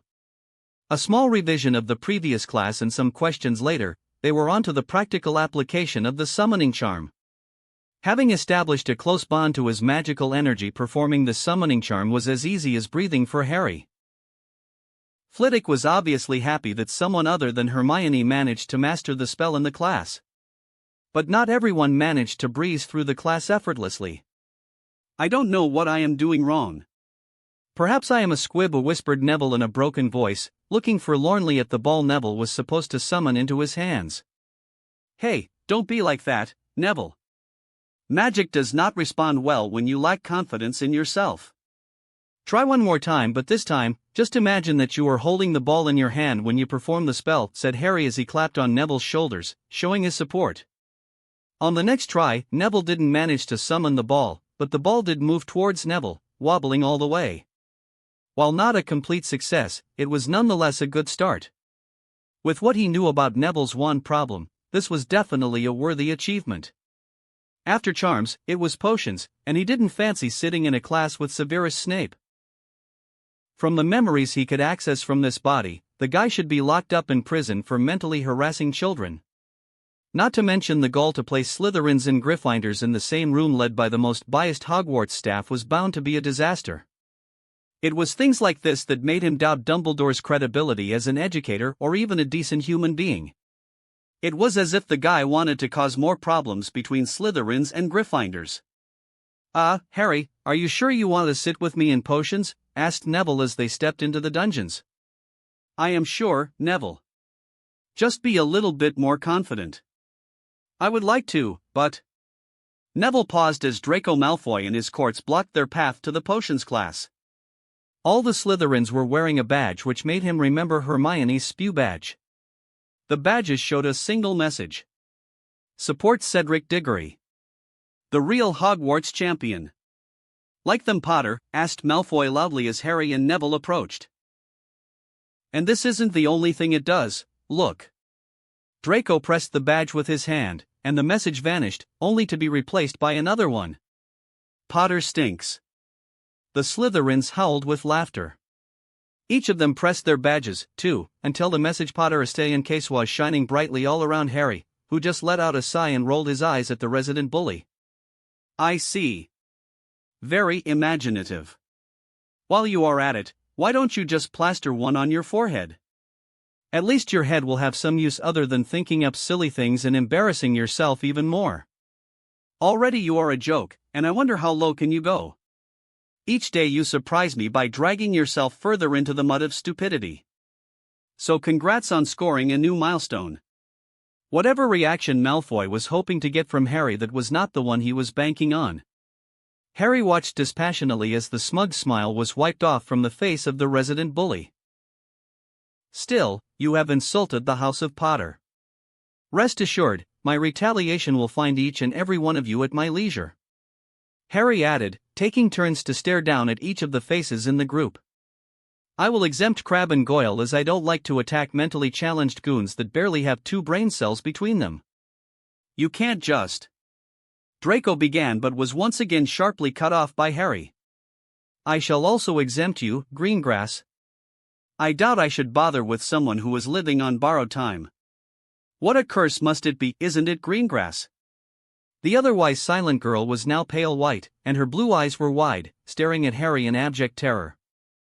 Seeing that the situation was spinning out of his grasp, Draco made a last-ditched effort and turned his attention on Hermione, who was standing beside Harry, shocked, just like everyone else. Here, want one, Granger? Draco offered a badge to Hermione. But don't touch my hand, as I wouldn't be wanting to taint myself with a mudblood. I will take it, said Harry, and before Draco could blink, the badge was in Harry's hand. I will keep this as a souvenir to remember just how much of an inbred trashblood you are, Malfoy. How dare you? Draco hissed and pulled out his wand, and screamed out a spell. Harry's eyes traced every inch of movement of Draco's hand. He was close enough that he could probably snap the fool's wand in 2 with his left arm, but he dismissed that idea. His right hand, which held his own wand, made a flick, and a transparent shield sprung up with no incantation. The shield absorbed the spell with nary a flicker. I am surprised you have the spine to look me in the eye and cast a spell, Malfoy. In the first year, you ran with your tail between your legs when you challenged me to a duel. You didn't even have the decency to show up for the duel, which showed how much of a wuss you are. Then in the second year, you were soundly beaten up before the entirety of Hogwarts. In the third year, you acted like a hysterical princess and got punched by Hermione on the nose. And now we are in the 4th year, and not a soul could forget you turning into a ferret. Harry shook his head in a disappointed manner, and he could hear roaring laughter from his back. In fact, he could see amusement in some of the Slytherins. You have always thought of yourself as my rival. The truth is, I consider you a bug that I sometimes swat away, or, when I am in a generous mood, just avoid altogether. Consider my present mood as generous. With that said, Harry walked around the group of Slytherins into the potions class. Not surprisingly, he saw Severus Snape lurking, hoping to pitch in, but he gave no mind to the man and merely took a seat at the front desk. He avoided any eye contact and discreetly pocketed the badge. He could imagine a good use for this little piece of magic. It took a few minutes for the class to start, as his response to Malfoy seems to have struck everyone by surprise. He didn't give that a thought and merely focused on his potions book. He felt Neville take a seat beside him and just gave him a small smile. Neville returned the gesture with some hesitation. As Snape began the class with his classic instructions or on the board approach, he quietly read through the instructions. They were going to create an antidote for infections. I expect you all to carefully read the instructions and gather the essential ingredients. There will be no bickering, and when you prepare the antidote, we will need someone to test them on, said Snape, and the guy was now staring at Harry as if that was supposed to be intimidating. All he felt at that moment was that he was going to kick the son of the bitch in the balls if that happened. Something must have shown on Harry's face because Snape was now doubling on his stare. Then a knock on the door broke Snape's focus.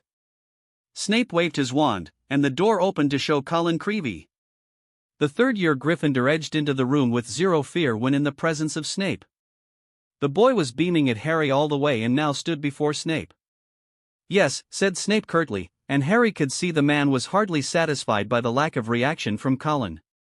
"Please sir, I'm supposed to take Harry Potter upstairs. Potter has potions class to complete." Snape stared down at Colin. "Sir, Mr. Bagman wants him," said Colin, now showing a little nervousness. "All the champions have to go. I think they want to take photographs." Very well, very well. Potter, leave your things here, I want you back here later to test your antidote." Snape snapped. "Please, sir, he's got to take his things with him." Colin gulped as Snape rounded on the boy with his stare. "All the champions are supposed to." "Very well. Potter, get out of my sight." Harry didn't move right away. He took his time, and throughout all that time, he trained his eyes on Snape. One thing was certain in his mind at that moment. He was going to make sure that the resident bat was going to get kicked out of this school and if possible, in a nice cell in Azkaban if he could help it. All of a sudden, he felt the feeling of a pinprick on his forehead, and the sensation disappeared when his mind instinctually blanked out. He frowned at the feeling, and yet when he searched for it, it remained elusive. He had an idea what happened, but he was not exactly 100% sure. He paid no attention to anyone and left the dungeons with Colin Creevey in tow. "It's amazing, isn't it, Harry?" said Colin. "What is?" "You being champion?" I guess." "I think you will win, Harry," said Colin excitedly. "I appreciate your support, Colin." They made some small talk on their walk until finally, they were before the right room. "Good luck, Harry," said Colin, and then the excitable third year left. He had prepared for this moment ever since he had come to this world. He knocked on the door and entered. He was in a classroom, but all the desks were pushed to the side. He recognized Ludo Bagman, who was conversing with a lady whom he assumed was Rita Skeeter. Victor Crumb was hanging around a closed window, looking moodily at the whole classroom. Fleur and Cedric were conversing with each other in another corner. A paunchy man, holding a large black camera, one that would be common in the 60s, was staring at Fleur as though she was a goddess. He noticed an almost glazed look on Cedric as well, and he realized Fleur was releasing her allure. It must have been in a controlled way seeing as Bagman and Crumb remained unaffected. "Harry! Here he is. Our youngest champion. In you come, Harry, nothing to worry about, it's just the wand weighing ceremony. The rest of the judges will be here in a minute or so." "I see." Harry nodded at the man. He could at least rest assured the man was here to help, and an easygoing fun character hardly posed any threat to him. "We have to check that all your wands are fully functional, you see. The expert's upstairs now with Dumbledore. And then there's going to be a wee little photo shoot." "This is Rita Skeeter," said Bagman as the witch dressed in luminous green robes moved closer. "She's doing a small piece on the tournament for the Daily Prophet." "Maybe not that small, Ludo," said Rita Skeeter, her eyes brightly glimmering as she zeroed in on Harry. "I wonder if I can have a little word with Harry. The youngest champion, you know, to add a bit of color." The woman's smile was now predatory. "Sure. But I don't think we will get the privacy." Harry supplied with an innocent smile. "Oh, don't you worry, Harry." Rita grabbed his arm in a vice-like grip and dragged him out of the room. They were in another room, and Rita closed the room behind her. He took in the dusty buckets and brooms inside the room and realized it was a broom closet. "Hardly a venue for conducting an interview, but if it's okay with you, why not?" he said with a shrug and merely leaned on a nearby wall while Rita took a seat on a bucket and she closed the door, immersing them in darkness. A light began to shine as a candle was lit out of nowhere, and the candles floated in the air as Rita Skeeter started to take out a notepad along with a quill. "You won't mind if I use a quick quotes quill, do you, Harry?" If you want to, sure, but I wouldn't advise it, Miss Beadle. What? Rita Skeeter was now staring at him with an open mouth. I wonder why you hide your animagus form, Miss Skeeter. I suppose you would not be able to properly infiltrate and do your investigative journalism properly. And the ministry would most likely lock you up if they get wind of it, isn't that right? You have made too many enemies with that ability of yours, and the least you will get will be an Azkaban sentence. Now that he knew that he had sufficiently shocked the woman to her core, he smiled and took the quill away from her hand. I think we are familiar enough, and you have certainly come to realize that you don't want to make an enemy out of me.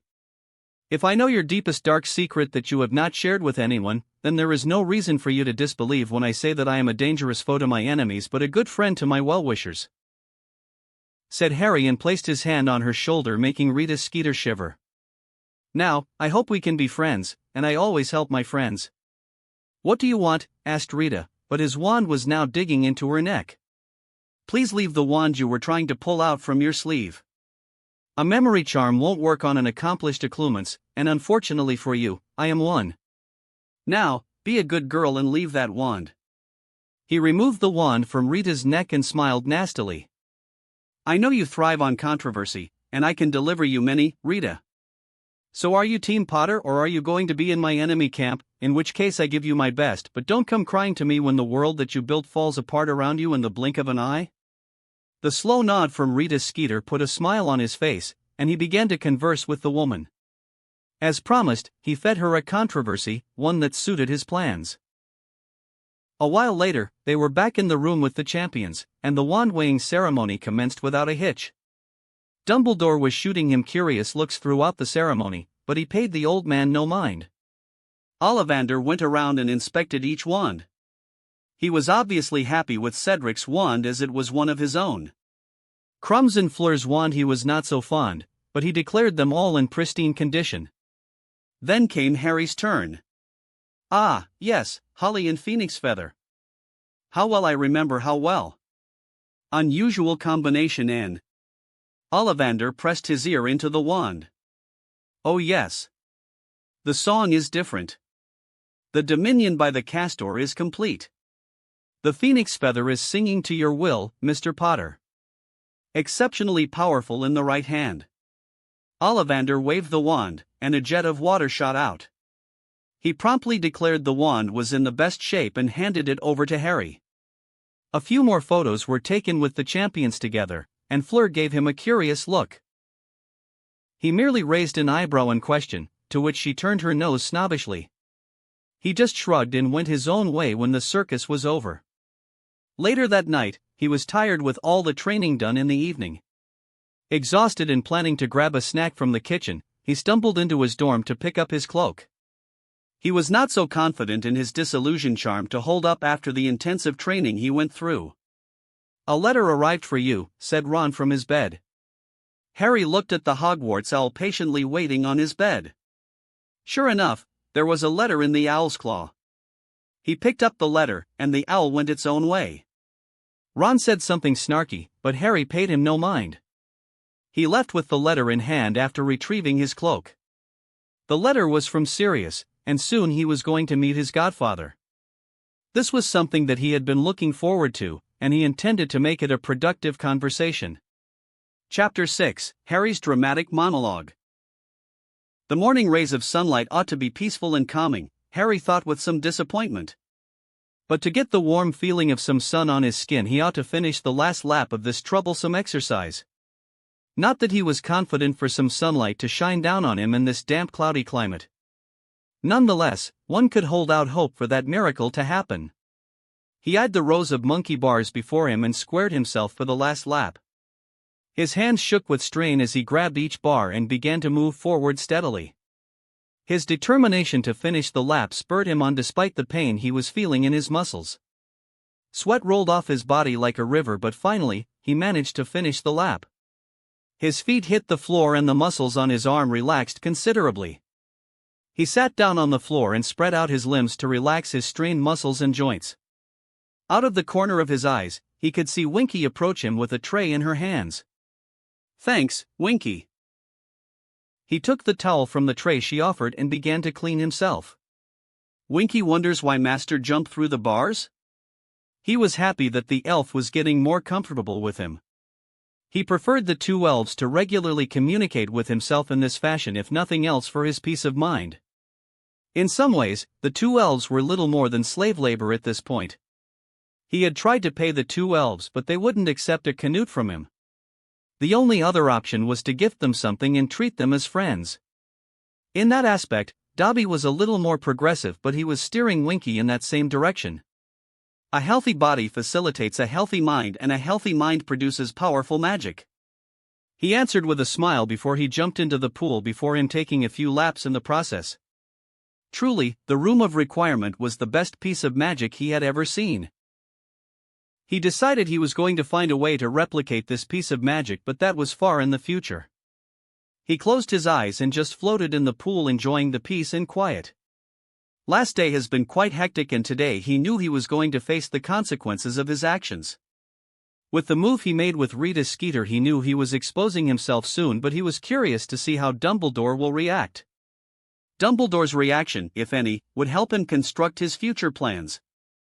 After getting freshened up, he had Winky teleport him back to the Gryffindor Tower directly.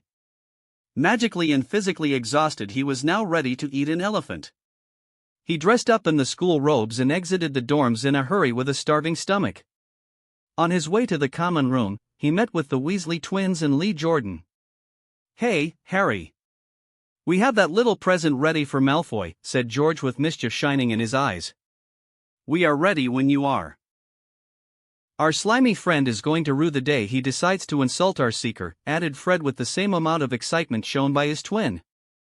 "I don't know what you all are up to, but I'm in for some payback against the Slytherins," said Lee Jordan, all too eager to be a part of the next prank by the twins. "Oh no, guys. Let's wait a few days before we spring this prank. I have something planned for this week." "You do?" asked Fred with wide eyes. "Oh yes. I believe it would be quite entertaining," said Harry with a grin. "How could you, Harry? You could have roped us in on the plan." "We would have loved to humiliate some Slytherins," said George in a faux hurt voice. "Don't worry. We will plan something fantastic that the school won't forget for a long time. Besides, my prank is not just against the Slytherins," said Harry, only to receive confused stares. "Come, you will see." And so they went to the Great Hall. The twins sat opposite Harry while Lee Jordan sat to his right. Others started to occupy the table and Neville took a seat to his left. As everyone began to tuck into their food, owls began to drop letters and other packages. Among those were the daily subscriptions of Daily Prophet. Out of the corner of his eye, he noticed a copy landing on Angelina's waiting hand. George Weasley, who was sitting right next to Angelina, took a quick look at the Wizarding Britain's favorite newspaper. Harry noticed George's eyes widening and his eyebrows shooting all the way to the hairline. When George turned those wide eyes at Harry, he merely winked and concentrated on the food on his plate. He could feel several eyes around the hall being trained on him. While he knew Rita Skeeter would do a stellar job, he was curious about the content of the article itself. He was not worried about Rita taking some blind shots at him. His power came from the perception of power. So long as Skeeter thinks that he can demolish her career, she won't go after him. Besides, he had plans to pull her into his orbit over the course of the year.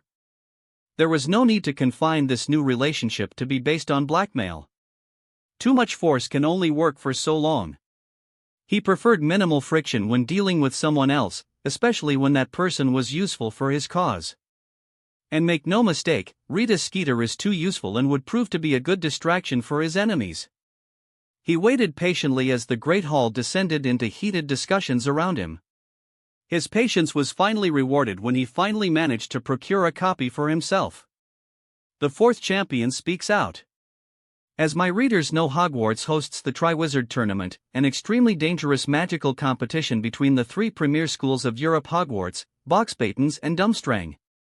Each school is represented by a single student chosen by an ancient artifact known as the Goblet of Fire. The wizards and witches of the British wizarding world were eager to know who would be the champion of Hogwarts. We were all solely surprised when Harry Potter, the boy who lived, was chosen to be a champion. It came as a surprise to us as the tournament was supposed to be only for underage wizards and witches, in order to ensure no harm may come to the participants. I have come to know that this is a rule that has been championed by Headmaster Dumbledore, which had surprised many. As many of my wonderful readers would agree, we all wanted Harry Potter to represent our country in Hogwarts, as it would ensure a sure victory. Who else could ensure that the Triwizard Cup would stay in magical Britain other than Harry James Potter, who was famous throughout the magical world for surviving the killing curse and destroying one of the most powerful Dark Lord at a young age? A worthy champion for Hogwarts, and I was surprised as many when Harry Potter's name came out of the Goblet of Fire a few weeks back.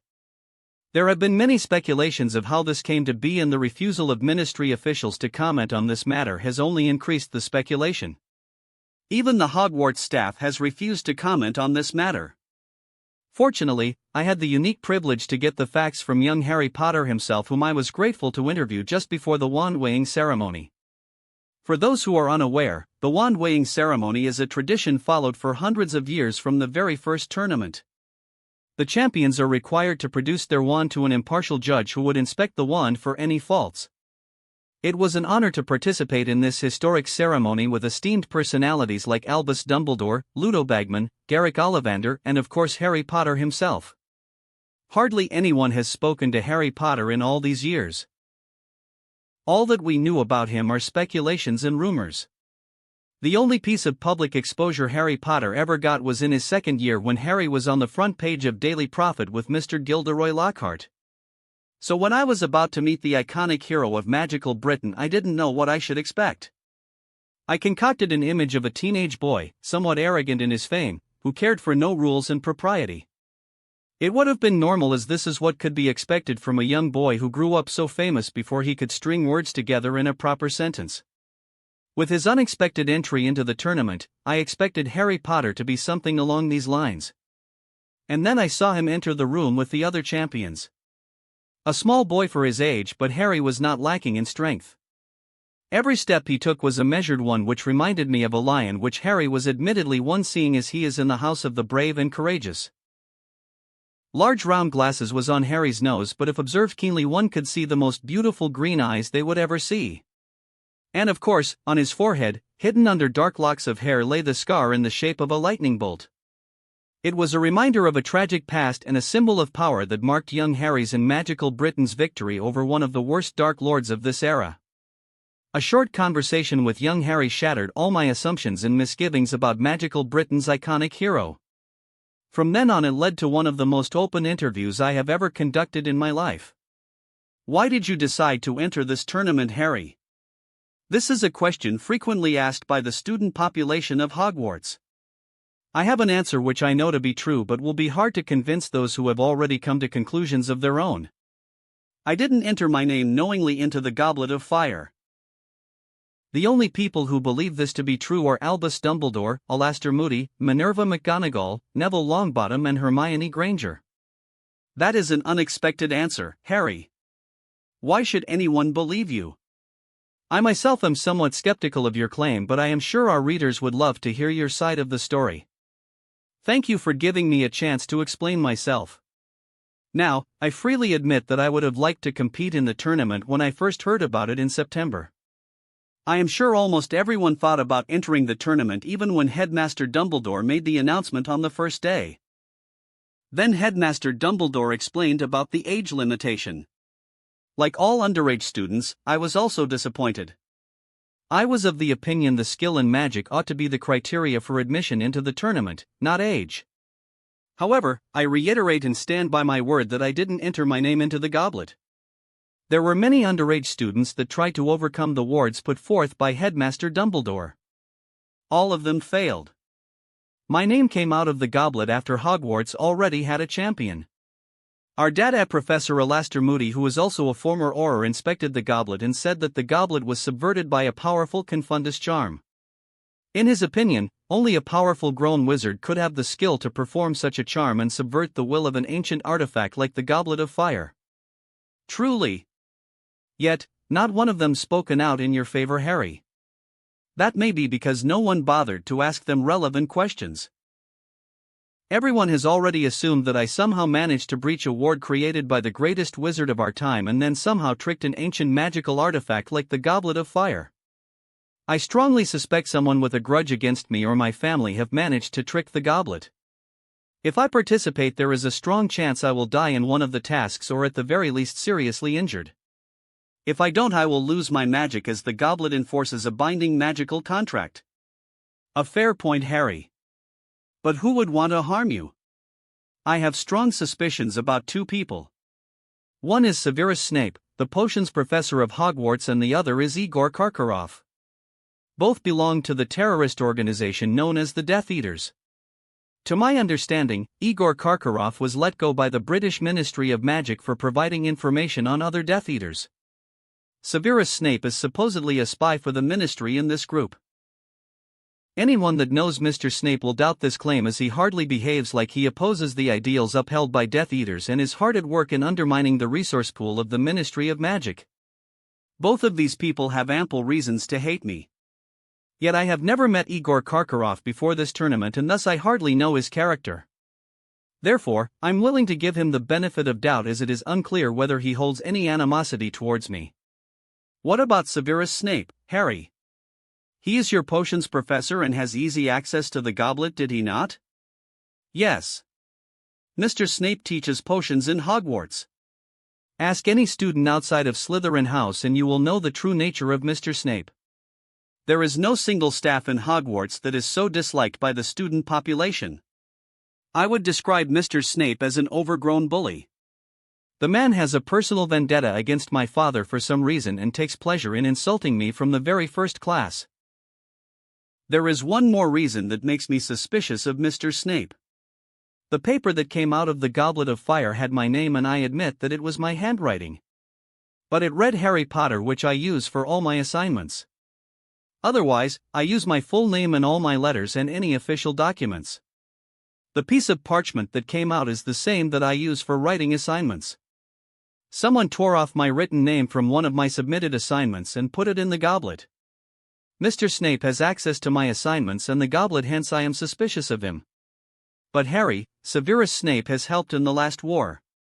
Did he really?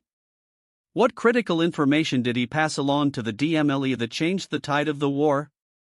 If he did, how many innocent lives were saved by this hypothetical information? What advantage did he bring to the ministry forces in the war? How many crimes did he commit as a spy? Did he commit murder, torture, and then merely got off scot-free by claiming to be a spy? No one knows what he did for the ministry. Without knowing what he did or didn't do with clear, impeccable evidence, I doubt his claims that he was a spy.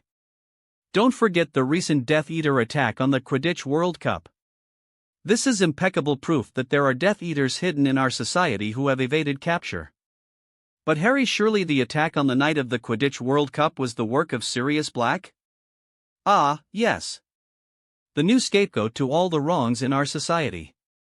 The one guy who has supposedly killed many muggles and is touted as the right-hand man of the Dark Lord.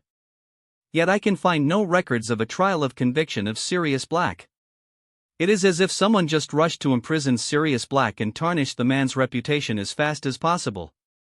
Last year I personally met with Sirius Black on the grounds of Hogwarts with 2 other students and Remus Lupin as my witness. From the short conversation I had with the man, I stand convinced that he is innocent of all crimes he is accused of. Harry, that is a serious claim to make. Sirius Black is also responsible for betraying your parents and leading he who must not be named to your house on that tragic night. I know. I am speaking of a man who everyone claims to have betrayed my parents without an ounce of evidence to back that up. I stand by my words when I say that I am convinced of Sirius Black's innocence. The man has spent 12 years in Azkaban and he escaped that prison to meet with me and profess his innocence. He could have harmed me or killed me at any moment, and yet he did neither. He was wrongfully accused with no shred of evidence and illegally incarcerated. I believe this was done because of the political motivation of some vested interested parties, and I know some of those interested persons who gain from Sirius's incarceration. But why Harry? What makes you think Sirius Black, someone who is accused of being a mass murderer and one who led your parents to their deaths, is innocent? because I and two of my friends along with the previous Dadae Professor Remus Lupin stood witness to the supposedly dead Peter Pettigrew alive and well except for a missing finger in his left hand, which he cleverly left behind on the crime scene to escape capture from the Aurors and to frame Sirius Black. Standing before me and the other three witnesses, Peter Pettigrew confessed that he was a Death Eater and had betrayed my parents. I can provide the memory of this event if that is what requires to right a wrong committed against an innocent man unjustly suffered because of incompetence or political vengeance of some people with vested interests. I had hoped to build a case in the Wisingamat to ensure to right the wrongs and justice to be served to those who have precipitated this inhumane treatment on an innocent man. With my present situation, I am forced to concentrate on surviving the tournament. I don't know where Sirius Black is at the moment. I believe he is hunting for Peter Pettigrew, who managed to escape as he is a rat animagus. After this tournament reaches its conclusion, I intend to focus all my resources and energy on ensuring an open trial is held before the Wisingamat, one which has access to the public. I believe the use of Veritasrum should be more than enough to ensure that Sirius Black speaks the truth of the events that led to his unjust incarceration. I hope you succeed in your goals, Harry. Now, coming back to the tournament. How do you see the tasks that are ahead of you? Do the tasks make you nervous? You are the youngest champion, and that means the others have an advantage over you. How do you see yourself facing the tasks? I did not think that I would have to face the tasks, nor did I prepare for them, because I never thought I would get selected. After the selection, I have been preparing myself to face the tasks ahead of me. The other champions are more knowledgeable, experienced, and better prepared than me. But I will not allow them to defeat me in this bout of magic. The first task is supposed to be a test of bravery, and as the sigil of the golden lion etched on my uniform stands indicates, I do not lack in bravery. I will struggle and I will work hard in the days to come to the best of my abilities to ensure the House of Brave will not be disappointed. I also take this moment to thank my two friends Neville Longbottom and Hermione Granger for their aid in helping me prepare for the tasks ahead. And I also thank the House of Gryffindor and the Gryffindor Quidditch team for standing by my side and for their unfailing support. By this point, the perception that I had in my mind about magical Britain's iconic hero who delivered us from dark times was thoroughly revamped. In those startlingly bright green eyes, I could see determination and will shine. Despite being orphaned at a young age, I could see that Harry Potter grew with a strong sense of right and wrong, but most importantly a willingness to stand by his principles. How else could a child who lost his parents could even entertain a plea from the one that is accused of killing his parents? Only someone with a broad character and kind heart could have acted rationally in a situation where young Harry was forced to confront the alleged person who betrayed his parents. Taking that into account, I decided to conclude this interview with one final question. Do you have anything to say to the British wizarding world and the magical world beyond the seas? Something that I learned when I arrived at Hogwarts in my first year is that there is a dangerously skewed perception about me among the magical folk. I understand this perception emerged because of these Harry Potter books for children available in the bookstores. So I would like to take this time to correct this false perception that people have of me. I didn't grow up in a huge magical castle that is larger than Hogwarts. If anyone finds such a castle, please inform me, as I would like to pay a visit to something that would eclipse Hogwarts in grandiose. I grew up in a small Muggle house in London with my mother's sister and her family. I certainly did not go around battling trolls, giants, dragons, vampires and other magical creatures at any point in my life. I am not some magical powerhouse that somehow keeps 2 dragons as pets in my supposed castle. These are all false stories propagated by some people who wanted to make galleons out of my name. As I am an orphan, they thought this would be a good idea to make gold by spreading false tales in my name.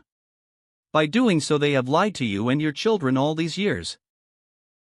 If people have constructed my character based on these books, then they will be sorely disappointed when they would meet me in person. So it is my solemn request that parents take great care in what their children learn from these books. More on Harry Potter's life in Hogwarts, page 2. The mystery behind the Triwizard Tournament, page 3.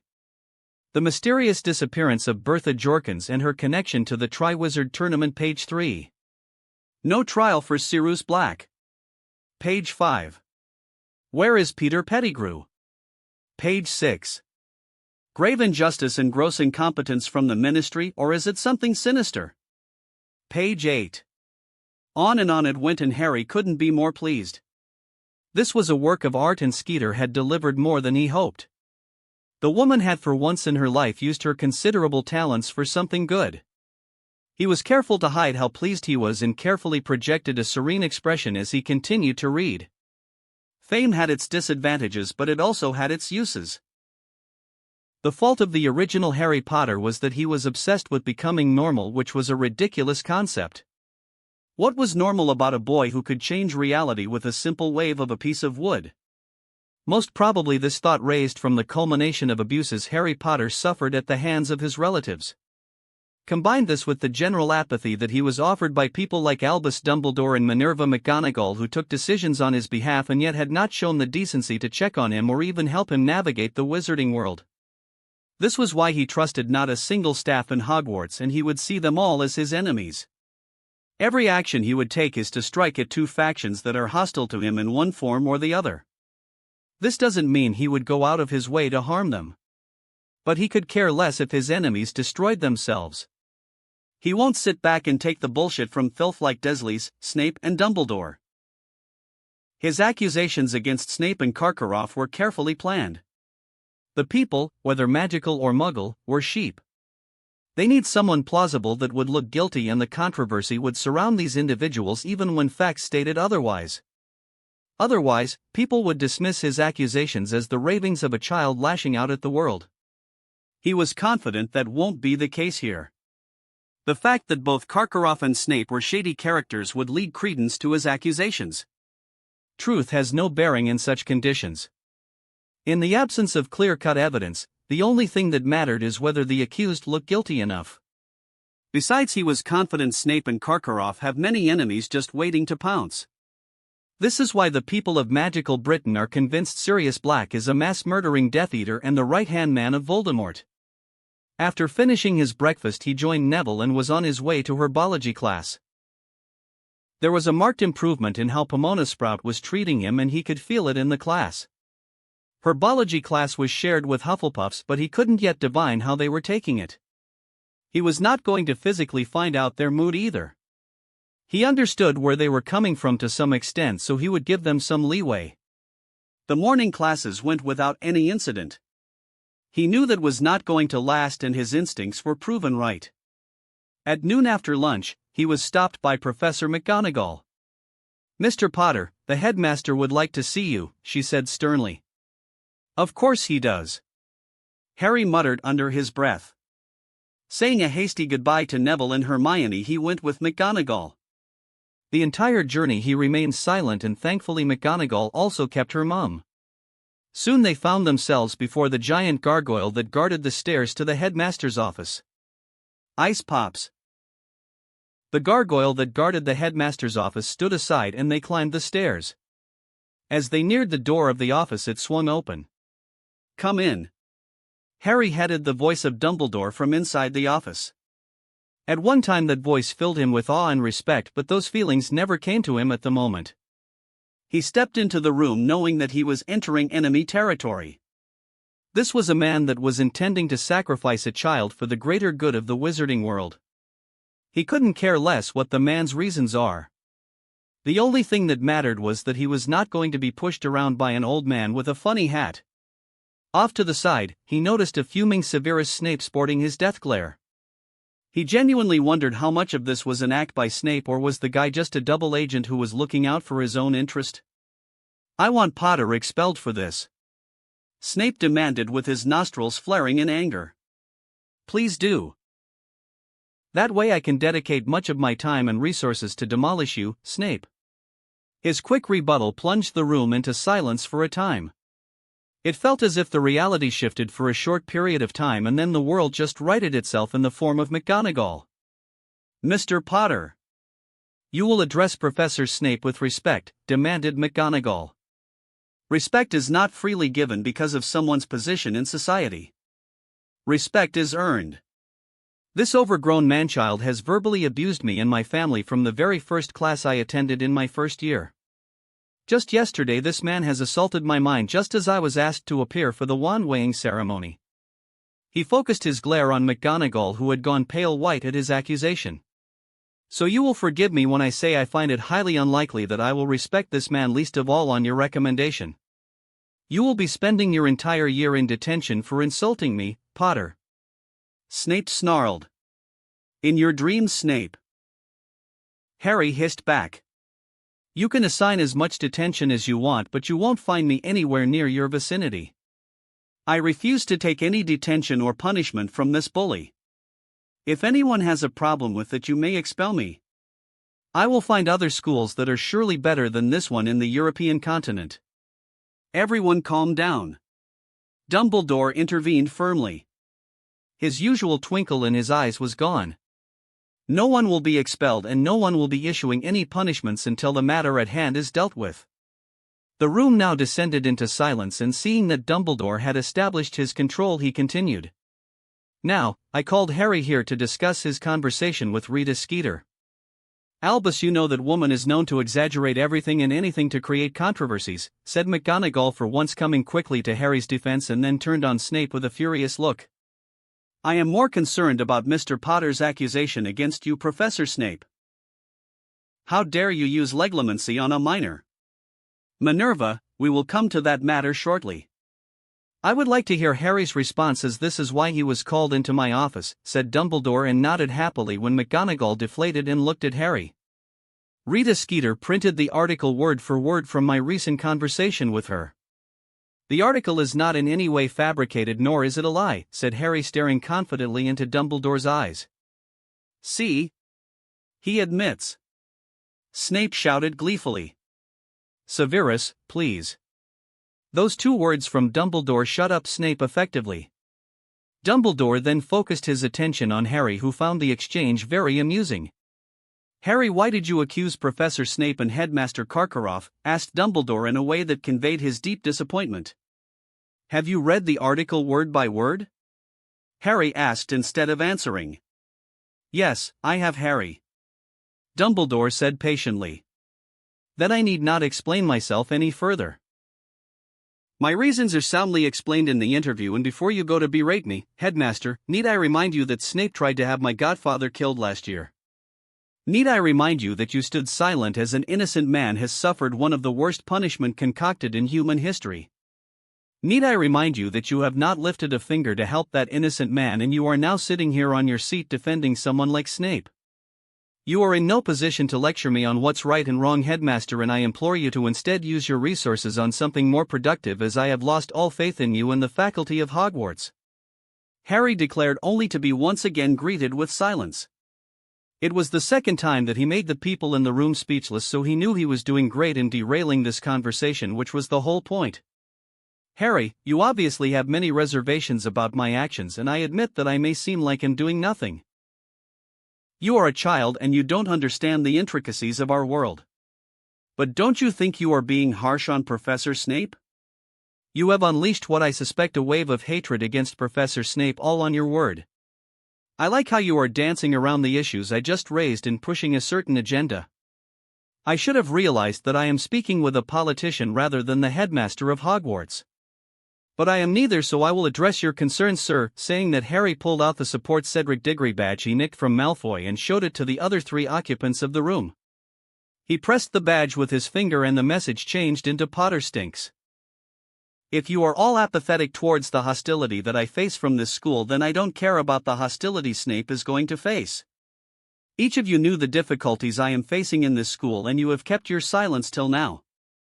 If I had my parents, then this moron," he pointed at Snape, "and his bigoted inbred mini-Death Eaters wouldn't dare to pull stunts like these. Not without consequences at the very least." Taking a deep breath, Harry calmed down and reeled in his emotions. "I won't suffer double standards anymore. I will not just stay silent and allow bigots like Malfoy and his buddies, along with the morons that unfortunately live close to me in this school, dictate my life. If they are going to make my life difficult, I will retaliate with every shred of hostility I received. I think that evens out perfectly. If you have a problem with it, you are free to take any action against me, but I will decide whether it is something that I should accept or not." "Harry, you are being childish," said Dumbledore. "No, Headmaster. You are being childish by ignoring truth and reality by living in a utopia you have constructed around yourself. I have made my accusations crystal clear. I have made them against a former Death Eater who escaped due justice by claiming he is a spy for the Ministry in the war. Yet he supports and shelters pureblood bigots like Malfoy, Nott, Parkinson and other children of Death Eaters. Snape is the source of a lot of rampant bigotry and double standards in this school. He plays a vital role in inflaming Slytherin-Gryffindor hatred. This is a man who has consistently insulted me, my family, my friends, my name and anything that is associated with me. Hell, Snape took points from me for walking loudly in the corridor or breathing loudly. I find this man is someone hostile to my well-being and he has demonstrated this repeatedly on several occasions. The last straw was when he tried to have Sirius kissed by a Dementor. He paused knowing that he was firing off too much and he had achieved what he wanted to achieve. So he decided to cut this conversation short. I don't know why you defend this man to the extent you do and I frankly couldn't care less what your opinions are anymore. I am seeing a pattern with you, sir, and I believe that many things that happen in my life from my birth are a carefully orchestrated play by a conniving man hiding behind a facade with sinister intentions. If that is the case and I think that is the truth, then I wish you all the luck because you will need it, as I don't intend to be a pawn for any faction led by two powerful Dark Lords. Delivering that long boring monologue that he had carefully prepared, he moved swiftly out of the room and showed himself out.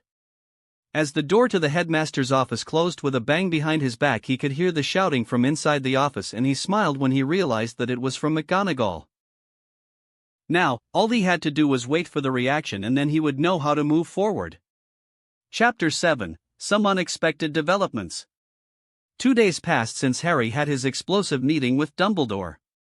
Not much happened in these 2 days except for Rita Skeeter's scathing attacks on Severus Snape and Igor Karkaroff. He had to admit that the woman was a persistent career wrecker who was hell-bent on destroying her target. Against someone like Snape who had garnered so many enemies from his attitude alone, Skeeter's job became all the easier. Each day Skeeter would bring up testimonies from previous Hogwarts students that were all too eager on repaying the resident bat of the dungeons for all the troubles he caused them. Harry didn't know how, but Rita Skeeter was becoming his favorite person in this world. Perhaps he was in sheer awe of the woman's abilities. He did always found women attractive if they had strong personalities.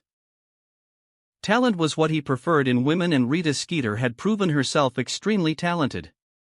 He took another peek at the latest edition of Daily Prophet. Severus Snape is not just a professional bully but a gifted destroyer of dreams of aspiring wizards and witches, says Charlotte McGrath, an employee of the Gringotts Bank and a former student of Hogwarts. The man is a bully. He would find faults where there are none and find pleasure in punishing non-Slytherin students. Many times we complained about Professor Snape, but the Hogwarts staff refused to take any action. The man can hardly be called an educator. He is the worst teacher I ever had in my life. I have a daughter that is growing up and I have decided she would be going to Boxbatons if that man remains the potions master of Hogwarts. Arnold Pierce, who works at the Foreign Relations Department of the Ministry, had this to say. I had dreamed of becoming an Auror. I scored an O for my potions OWL's exam. But because of Snape, I decided to not take potions for the Newts as I couldn't stand being bullied by the man. Without potions Newt, I couldn't become an Auror. Many of my friends had the same experience. On and on the accounts of previous students poured in. It was as if a dam was broken and the breach, no matter how small, refused to be sealed away.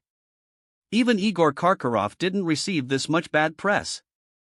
Sure, Karkaroff's entire life and his list of crimes got dragged into the public eye once again by Skeeter, but Snape was surely under a storm of hatred. This just highlighted how much of a douchebag Snape was to everyone. The intended effect Harry expected did come to pass. With 2 new possible villains on the scene, the hostility that he received from the students was now directed at Snape and Karkaroff. This didn't mean the Hufflepuffs became friendly with him overnight. They still threw dirty looks at him from time to time, but the rate had gone down considerably. The effect from all of this was not going to last, this he knew. Sooner or later Skeeter was going to run out of stories to publish against Snape and Karkaroff. It also has to be taken into account that Snape has powerful backers in the form of Dumbledore and Malfoy. From what he has seen so far, Dumbledore has remained unbothered with the whole fiasco. The old man refused to make a move, which he had hoped not to be the case. A reaction of any kind would have actually helped him assess Dumbledore, but no such luck so far. He sighed disappointedly and concentrated on the new Transfiguration book he took from the library. He had a free hour, and after that, it was double care of magical creatures with Hagrid. In part, he was reading the Transfiguration book to distract himself from thinking about Hagrid's blast-ended skirts. At this point, he was expecting Hagrid to crossbreed dragons and acromantula. Giant flying spiders that can breathe fire was a nightmarish creature. He let out an involuntary shiver at the strange thought and concentrated on the book. Transfiguration, he found, was an epitome of imagination, will and magic. The most essential component being the will. Most animate to inanimate transfiguration required imagination alone. But for inanimate to animate and animate to animate transfiguration required enormous will.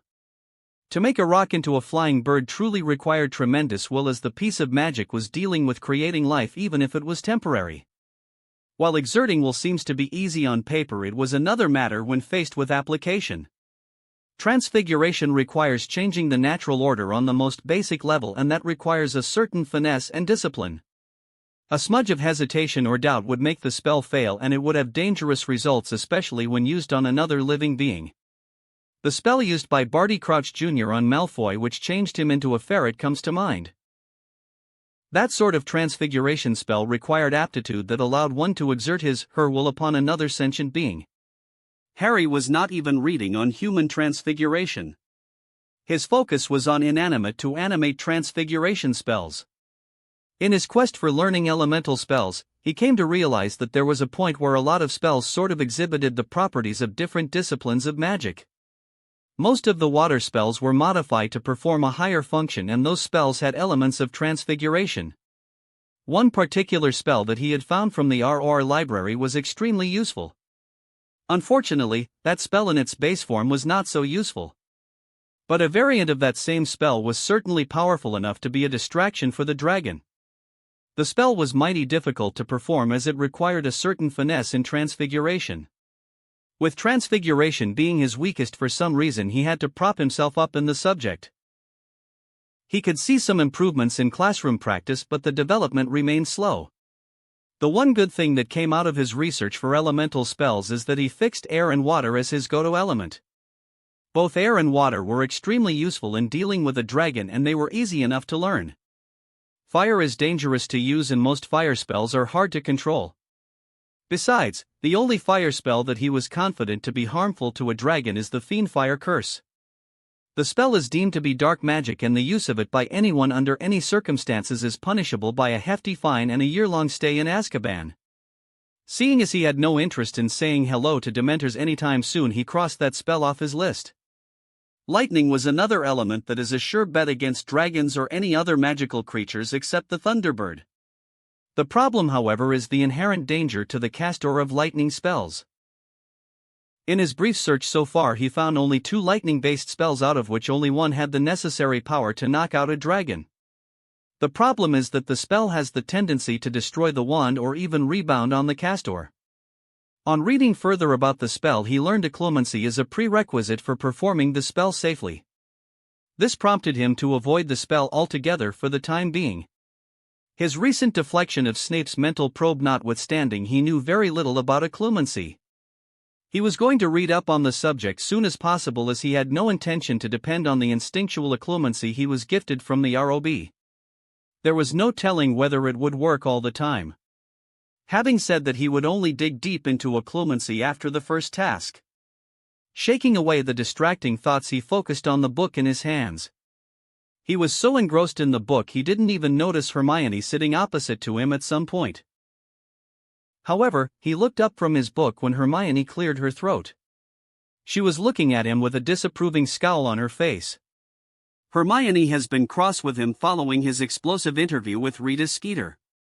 Surprisingly, she had no problems with the contents of the article as a whole. She did, however, had some strong opinions about him coming clean about Sirius. She believed that it would bring a lot of scrutiny on Hogwarts and Sirius could be in danger, especially with the date of Sirius's flu call approaching fast. He was not so worried as he had a plan to circumvent any ministry oversight, but he was not going to share that with Hermione. However, the main reason that Hermione was cross with him stems from the fact that he did not share his plan, which was somewhat silly in his opinion. "Are you still cross with me because of that article in the Prophet?" he asked with a raised eyebrow. "No." Hermione huffed, which let him know that she was indeed cross with him. It was kind of cute in a childish way. In the last few days that he came to know Hermione, he found her to be a bit obsessed with certain aspects of her life. She hardly liked surprises and preferred to live in a bubble where everything is predictable. Not to mention, she also has a strong sense of right and wrong and is willing to act on it even if those actions infringe on the personal liberties of others. All in all, she is a socially awkward girl trying to make the world sensible to her by controlling aspects of it that affected her. "It is not as if I planned to meet Rita Skeeter, Hermione. She was just there and I thought truth would work better than made-up falsehoods," said Harry with a shrug. He was finding it increasingly easy to lie and manipulate others, but perhaps that was because he was surrounded by children. "Truth? Truth as I know it," he amended before shaking his head. "Look. Let's just put this behind us, yeah? Obviously, you disapprove of some parts of that article and so do I. Let's just focus on the present and the future rather than something in the past." "All right." Hermione sighed before her eyes traced Ron, who was playing gobstones with Dean Thomas in the common room. Harry noticed where she was looking and he became curious. "Did Ron tell you something?" he asked. He saw the hesitation in Hermione and that let him know the conversation must have been hard for her. He did sympathize with Hermione's plight, but there was nothing he could do for her. "That bad, huh? Ron is just being a prat." The article in the Prophet did not help either. Hermione shook her head in exasperation. "Well, you know what they say. There is no medicine for jealousy." He shrugged and went back to reading the book. "The both of you are being stupid. All the two of you have to do is to speak openly and everything will go back to normal," said Hermione with a huff. "Don't expect me to go begging for Ron's forgiveness. I didn't start this fight and I certainly didn't do anything to make him call me a liar. If he wants to talk to me, he knows exactly where I am." Saying that, he went back to reading only to be interrupted by Hermione's nagging once again. "Harry, you are being stupid. There is no reason for you to hold a grudge with Ron over this. You know how stifled he feels with his brother's shadow loving over him." "I understand it well, Hermione. But that is not the issue here now, is it? He thinks that I lied to him when I say that I didn't enter my name into the Goblet of Fire. He is jealous and I understand why he is so. That doesn't mean I will take it easy when he calls me a liar," he argued fiercely. "Harry! If the two of you just lock heads and be stubborn, how will anything be resolved? I know you are hurting with Ron's absence and so is he. The two of you are just too prideful to make amends." Hermione accused, and at the same time, she indicates with her hands to keep their volume low. Harry noticed that others in the room were looking curiously in their direction, so he lowered his voice. "I have lived 11 years without a single friend. I could live the rest of my life with one less friend, especially one that calls me a liar because he feels inadequate compared to his brothers," said Harry, and he raised his palm, forestalling Hermione from making any comments as he was by no means finished making his point. "You may call it pride or whatever is the cause for my reluctance to seek out Ron. I call it a healthy dose of vigilance on my part. Last year's events taught me even lifelong friends can betray one another. My parents made the mistake of trusting the wrong person. I won't make that same mistake." Hermione kept her silence when faced with that argument. Before either of them could say anything else, they were interrupted by Neville. Harry?" "Yes, Neville. Professor McGonagall asked for you in her office." Harry raised an eyebrow at that and frowned in thought. "Now what would be the sidekick of Dumbledore want with me?" "Did she say why?" he asked curiously, to which Neville shook his head no. He looked at the time and noticed that the break was a few minutes away from coming to a close. "Tell Hagrid I am with Professor McGonagall, will you?" A few minutes later he was standing outside McGonagall's office. The fact that McGonagall was asking for him after 2 days of inaction was not lost on him. This just confirmed a few things for him. 1. Dumbledore is a brilliant son of a bitch. 2. Dumbledore didn't plan on confronting him directly and is using his pawns. 3. McGonagall is a pawn. 4. From now on he was sure Dumbledore will be watching his every move in Hogwarts. He collected himself and knocked on the door twice and waited patiently. "Come in." Harry opened the door and held back his instinct to flinch at the red and gold color scheme of the room. It was bad enough that he lived in a tower with that same color scheme, but this room triumphed even the Gryffindor tower. "Please take a seat, Mr. Potter." McGonagall indicated to a chair without taking her eyes from a piece of parchment she was reading. "Thank you, Professor." Harry took the seat and waited patiently, seeing the power play for what it is. If he was a regular teenager, there was a 50-50 chance that he would have been intimidated. Instead, he found this meeting to be a waste of his valuable time. While that is what he thought, he had the sense not to spill that thought into the open.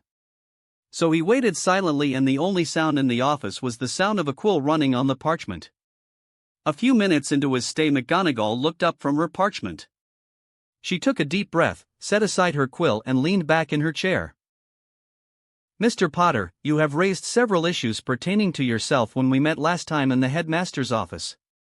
In light of recent events, I have decided to involve myself in certain matters."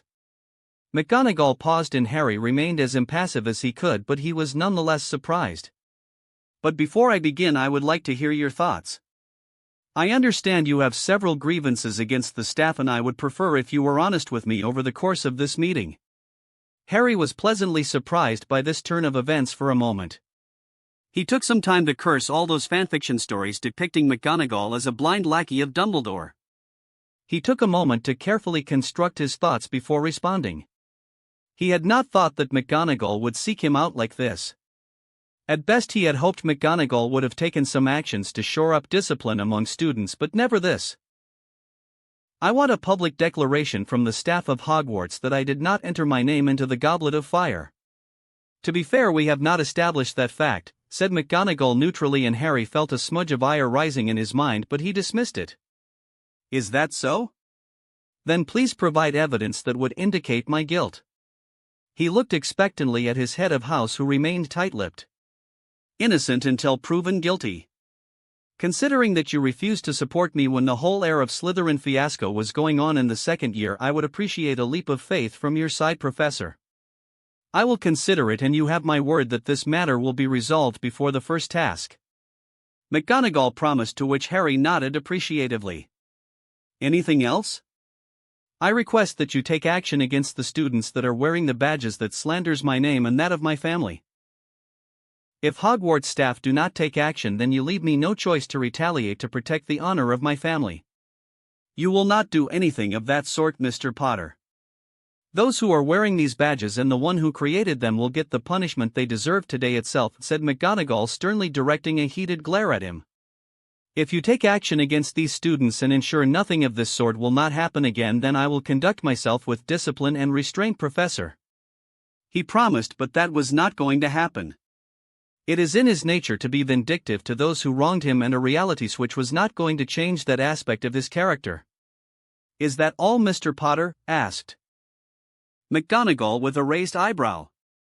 "Well, there is Professor Snape's conduct, and as you know, I am not the only one who was raising the issue," he pointed out. "I am not blind, Mr. Potter. Professor Snape will be facing a disciplinary hearing from the Hogwarts Board of Governors. Setting that aside, Professor Dumbledore is planning to call a meeting regarding Professor Snape's behavior towards you. The matter of his legilimency use will be addressed in this meeting," said McGonagall, and Harry felt that this was done on her insistence. "Now, is there anything else?" asked McGonagall. "Nothing that I could think of, Professor," he admitted. "Good. Now, keep in mind, Mr. Potter, I would very much prefer to punish you for the language that you used in the headmaster's office and your behavior. But considering the fact that emotions were running high, I am turning a blind eye to that event for the time being." Make no mistake, if I find you disrespecting the headmaster or any of the staff, I will take action against you. Yes, ma'am. Good. Now, Professor Dumbledore would like to meet you, preferably after the first task is complete. I am told it is regarding a personal matter. I have no objections so long as you are present in this meeting, he said, to which McGonagall merely nodded. He was glad that was the case, as he didn't fancy spilling all the reasons for asking her presence. He had no intention to be exposed to that man who was grooming him to be a lamb for slaughter. Just then a knock on the door attracted their attention. Come in, McGonagall called.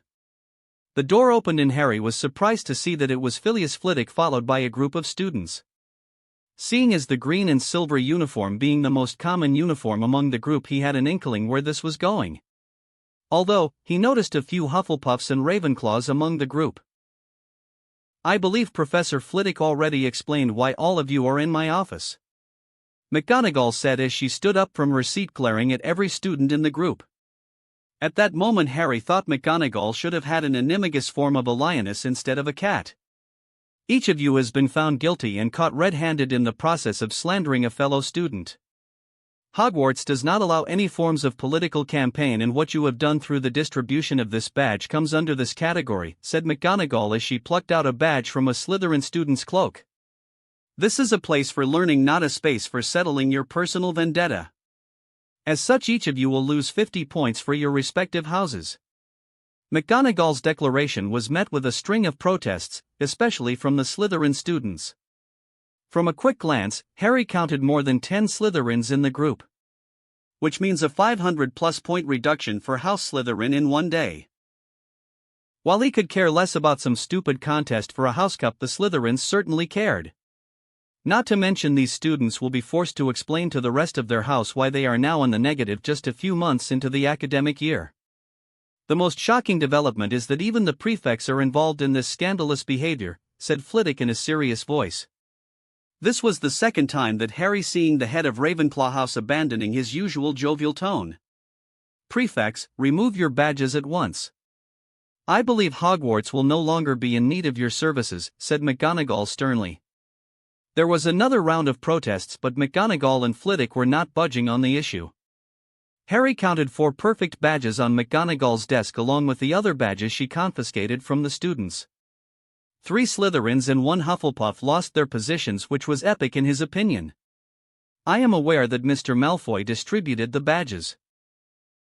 I would like to know who created them, asked McGonagall, looking at the students like an angry lioness looking for her prey. As a spectator, Harry was thoroughly enjoying all the drama. If you are not forthcoming, each of you will be serving detention for the rest of this year, and all of you will have your Hogsmeade pass revoked for the rest of your Hogwarts academic years, said Flitwick, which broke the dam, so to speak. A majority of students, including the Slytherins, were now pointing at a 7th-year Slytherin. Is this true, Mr. Hendricks? Asked McGonagall, turning on the grater of the badges. Malfoy paid me 100 galleons to make the badges, Professor. Hendricks confessed, to Harry's amusement. He didn't know what Hendricks hoped to achieve with coming clean like that. McGonagall was not going to reduce the punishment either way from what he can see. But this was giving him valuable insight into Slytherin House. Obviously, Malfoy did not own the Slytherin House in its entirety. If that is the case, then he could think of a few ways to dismantle Malfoy's standing as payback. In that case, both Mr. Malfoy and yourself will be in detention for this entire year. He had to say McGonagall is now in competition with Skeeter on his list of favorites. Skeeter was at the very top, but he felt McGonagall was now a close second. After the eventful meeting in McGonagall's office came to an end, Harry was on his way to Hagrid's class. As the Care of Magical Creatures classes is held near Hagrid's hut, there was quite a walk from the castle. Halfway to his destination, he heard his name being called from his back. He identified the person as Malfoy from the sound itself. Nonetheless, he paused and turned around, facing the whole 4th-year Slytherins approaching him. Draco Malfoy was at the helm of the group, and Harry tied his hands behind his back while discreetly pulling his wand out of the holster. He palmed the wand but held back on showing it to the group approaching him. Potter! You will pay for this! Malfoy snarled. Pay for what? Your stupidity? Harry asked with obvious amusement. He did notice, however, that a group of 4 split away from Malfoy and his cohorts. A quick glance told him that this group included Blaise Zabini, Tracy Davis, Daphne Greengrass, and Lillian Moon. He found it interesting that Slytherin House was already fracturing. You will not be insulting me anymore, Potter. Malfoy snarled as he pulled out his wand threateningly, to which Harry laughed openly at his supposed rival. I have always found your games amusing, Malfoy. I have even entertained a few just to get a measure of you. Harry shook his head in exasperation. While he kept up his act, he was preparing himself for what was obviously coming. A son of a branded slave who thinks he is my rival, my equal even.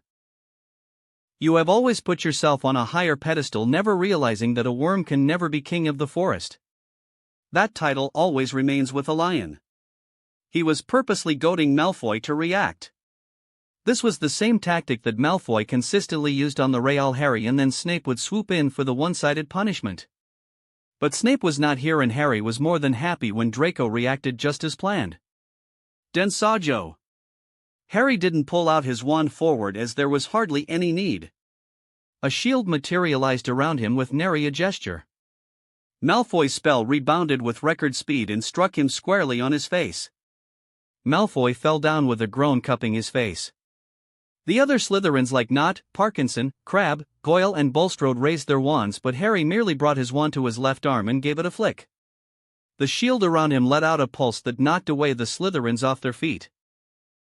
A quick summoning charm saw that the wands of all down Slytherins neatly arranged itself in his free palm. I know you are all a little bit embarrassed and in pain, but listen to me for a moment. In the ancient myths of Rome, there was a god named Janus, the god of crossroads. You see, the god is depicted as having 2 faces. One face would tell you the truth while the other tells you lies. Similarly, you have only seen one face of Harry Potter till now. Just look around you, Malfoy. I merely flexed my limbs and you are on the ground groaning in pain. Your precious bitchu Snape is in hot water and your house is in tatters. From now on, stand against me at your own peril. With that said, he turned his back, but not before giving a warning glare to the other 4 standing Slytherins. A small grin was now on his face as he continued his trek to Hagrid's class. The fun was just going to start. Chapter 8, Dragons. A blast of red-hot flames came his way, but Harry remained steady and raised his wand. A bubble of energy shield converged around him protectively, and the flames went around the bubble. When the outpouring of flames stopped, his clothes were a bit ruffled but otherwise untouched. He quickly dismissed his shield in favor of rolling out of the way as a gigantic tail smashed into the floor where he was standing a second ago. Harry conjured up slabs of granite in front of him and dug a sizable cavity in the ground with an excavation spell. He jumped into the trench he hastily created and put up another shield around his body. The stone tail smashed through all the impediments he created, and the resulting debris fried up, impinging against his shield. Looks like the shield is working as I hoped. With that happy thought, he gave his command to the room and the room shifted. He was lying on the floor, but no longer was he threatened by a stone golem. The room of requirement shifted as he commanded, and not 3 feet away from him was the pool he requested. After slipping out of his sweat-filled clothes, he jumped into the pool to take a swim. After a few laps, he was freshened up and ready to seek out Hermione. He had, after all, promised to be with her during their Hogsmeade visit. He stuffed his training clothes into a bag while he dressed in a new set of clothes Dobby bought him from Muggle London. After taking a routine look on the Marauders map, he made his way down from the 7th floor. He found Hermione by the side of a fountain, dressed in thick black jeans and a blue jacket over a yellow jumper. Unsurprisingly, she was scribbling down on a small pocket diary. Harry carefully went around her back and looked over her shoulder. Hey! Harry! Hermione let out a startled cry and punched him on his shoulder as she tucked away her little diary. Keeping time, are we? And was that a schedule for spew I just saw? He asked as they walked towards the small line that formed up at the gates where Filch was looking over the pass of each student. Are you interested in helping me out with spew? She asked as she showed her pass to Filch, who looked it over many times. I don't think I have the time. Even this little visit is on your insistence. This is valuable time that I get to train, remember, he grumbled before he too showed his pass. Filch took his sweet time to look it over before Harry was allowed to go. You have been doing a lot of training and studying for this, Harry. Trust me, you'll need some breath of fresh air. I'm genuinely starting to think you are someone impersonating Hermione using polyjuice. The Hermione I know won't ever utter such blasphemy. Shut up. Hermione hissed with her cheeks red as she elbowed him on his side. They both wandered around Hogsmeade for a while. Harry was more than quite taken with all the medieval themes running around with the village. Obviously, he was not much of a fan of the cold and general dampness of the place, and a quick warming charm saw to ward off any unpleasantness. The rest of their trek went without much fuss. Somehow they wandered into Honeydukes. Harry was burning sugar a lot these days, going through a strict training regimen. Replenishing his chocolate stocks sounded like a good idea at the time. Hermione was not much of a fan of chocolates, as she was the daughter of 2 dentists. He had no such concern. Why would he? The chocolate in the wizarding world was far more healthy than in the Muggle world. Not that the difference in quality was a criterion in the first place. Honeydukes offered a wide variety of chocolates. There were shelves upon shelves of honey-colored toffee, coconut ice flavor that would make one's mouth water, and so on. He took care to stay away from every flavor beans, as he found no reason to consume earwax or other nonsensical flavors. Although, he did purchase a few pepper imps who hadn't fantasized about breathing out fire through their mouths. After refilling his stock and securing all the chocolates in a bottomless pouch, they were back on the move.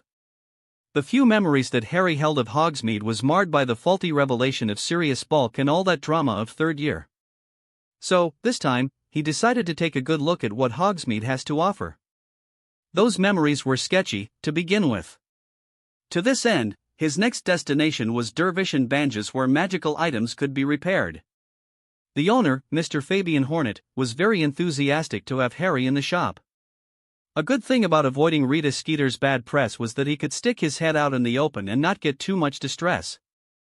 The shop was filled with interesting trinkets. There was a whole section of invisibility cloaks, self-knitting needles, and some other interesting gadgets. But what he found interesting was the section that hosted glasses at the deep end of the shop. He picked up a pair of glasses with runic inscriptions on its frame. There were only a few of the like in his peripheral vision. "What does this do?" he asked curiously to Mr. Hornet, who was explaining the functioning of a sensory bow tie that was supposed to heighten the senses of a Kneazle to Hermione. "That, Mr. Potter, is what I call the glasses of Horus. Wear it in the darkest night and you will see the world as clear as day." Mr. Hornet's explanation took him back, and he looked at the glasses in a new light. A pair of glasses that can see in the darkness was damn useful, especially when the second task is supposed to be in the Black Lake. "I have impediments in my eyesight. So, will it work for me?" "Not a problem at all, Mr. Potter. The runes are keyed in to adjust to the eyesight of the wearer." "That's handy. It will work in daylight as well, right?" "Of course. Please try it on." On Mr. Hornet's urging, Harry removed his glasses and put on the Horus glasses. He watched in wonder as he noticed a ripple pass through the glasses. His whole world lit up, and it was as if he was now realizing the world looked so well defined and colorful. Harry even tried it out in the darkness, as Mr. Hornet was gracious enough to set up a room of darkness in his shop. Confirming the validity of the Horus glasses, he wondered why no one else thought of buying these glasses. "How much does it cost?" he asked after setting down the glasses on the shelf. 400 galleons.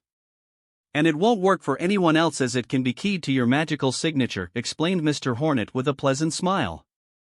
"Now I know why these are not popular," he thought before eyeing the glasses. It was expensive as hell, but this thing was going to be damn useful in the tournament as well as the coming years. "Do these come out with rectangular glass frames?" The smile that spread over Mr. Hornet's face was his answer. 5 minutes later, he walked out of Dervish and Banges with a brand new pair of glasses adorning his face. It also has to be noted that he was 400 galleons short, which was a considerable dent, but he considered this a good spending. The best part is that the charms and the magic cast on the glasses won't disappear so long as the runes are properly furnished and charged occasionally. I don't think that was a good idea, Harry. You just spent 400 galleons on a pair of glasses, commented Hermione as they looked through different sets of quills, parchments, and ink bottles in Scrivenshaft's quill shop. Maybe it'd come useful in the tasks. You suggested the tasks may involve dark caves. Labyrinth. I said labyrinth, not dark caves. Hermione was quick to correct. I don't think it makes much difference, Hermione. It does for me, said his bushy-haired friend. Harry was about to pick up an eagle feather quill when he bumped into Tracy Davis. Potter Davis growled and he noticed the icy glare her friend Greengrass was throwing in his way. Why the hostility? We are all friends here, he said amusedly. Friends? You humiliated us. Greengrass accused as Davis held her friend back while tugging at her arm. It's not my fault if Slytherins manage to slip on the floor and spill pumpkin juice all over themselves. It's also not my fault if you misplace your wands or textbooks in random places in the castle. It's also not my fault when you accidentally break your wands. He listed off the latest misfortunes that struck Slytherin House as a whole, after which he adopted an exaggerated thinking pose. Perhaps your dungeons have been cursed by the ghost of Salazar himself. The man had standards in what he expected from Slytherins. Draco Malfoy and his oafish lackeys are not exactly beacons of cunning and ambition. You are playing with fire, Potter, warned Greengrass. Only because I know how to wield water, he quipped. Can I have that quill, please? Asked Tracy Davis, incensed with the conversation. Who am I to stand in the way of a noble lady? He gave a shallow bow before he let go of the quill. Please do convey my condolence to Draco for his destroyed wand. I hope the floors are not too slippery for him in the days to come. He grinned as the two Slytherins ran out of the shop after paying for their purchases as if their life depended on it. When he turned back his attention, he was greeted by Hermione's knowing look. You enjoy tormenting them, don't you? Ask me no questions and I'll tell you no lies, he jested as they went back to their shopping. For a few more minutes, they wandered around different shops before finally going to the Three Broomsticks. It was the favorite local pub of Hogwarts students and much of the wizarding world, in parts because of the lovely Madame Rosmerta who ran the pub. It was smoky and a bit crowded, but the pub had that mystical air to it that attracted wizards/witches anyway. Harry's eyes immediately zeroed in on a small closed cabin with a yellow coat hanging by its side. He shelved that detail to a corner of his mind before making his way towards the Weasley twins and the rest of the Gryffindor Quidditch team. Harrykins. We've been waiting for you. Cut that out, you two. Angelina Johnson admonished the Weasley twins. Yes, ma'am, the twins chorused together. Look, all of you have been immensely helpful since my name came out of that goblet of doom, started Harry, only to be interrupted by the Weasley twins. Nice one there, Harry, said George. Right so, brother of mine. It is one old miserable goblet, said Fred, clapping his twin's shoulder. Shut up, you two. That goblet sure has a sense of humor in dealing with you two hooligans, said Alicia Spinnet, making the twins pout while Katie descends into laughter, probably at the reminder of old bearded Weasley twins. I don't think that was the goblet but Dumbledore's ward.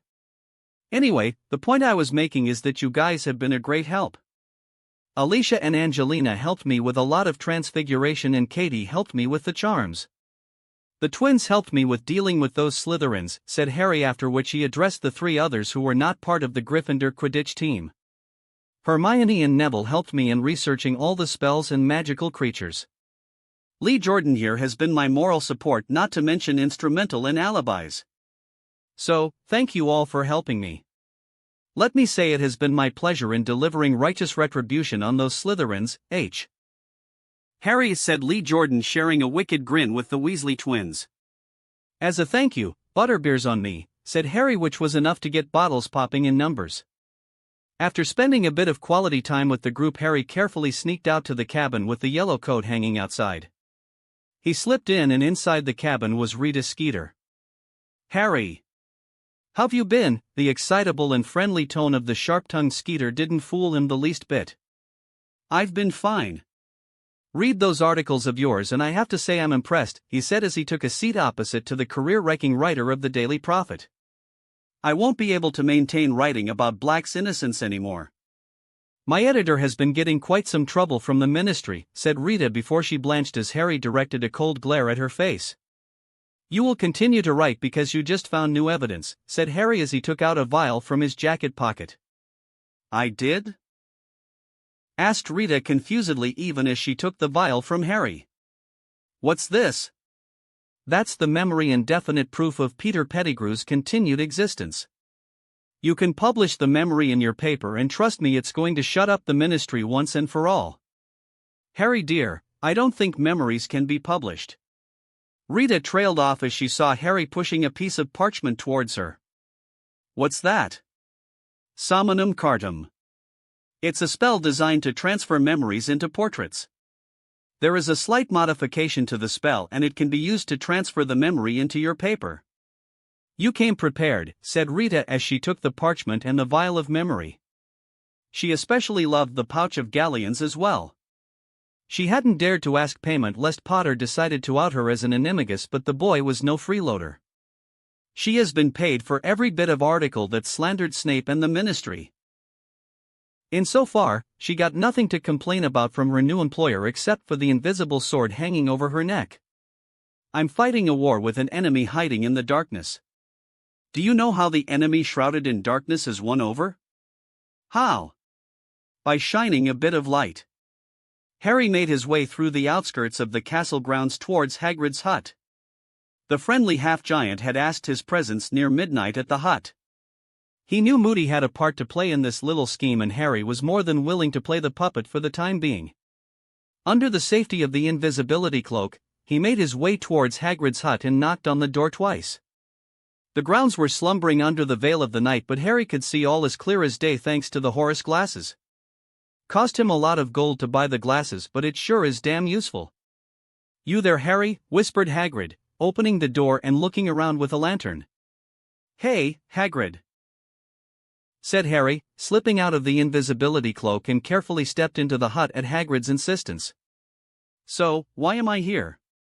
Got some mat to show ya, said Hagrid.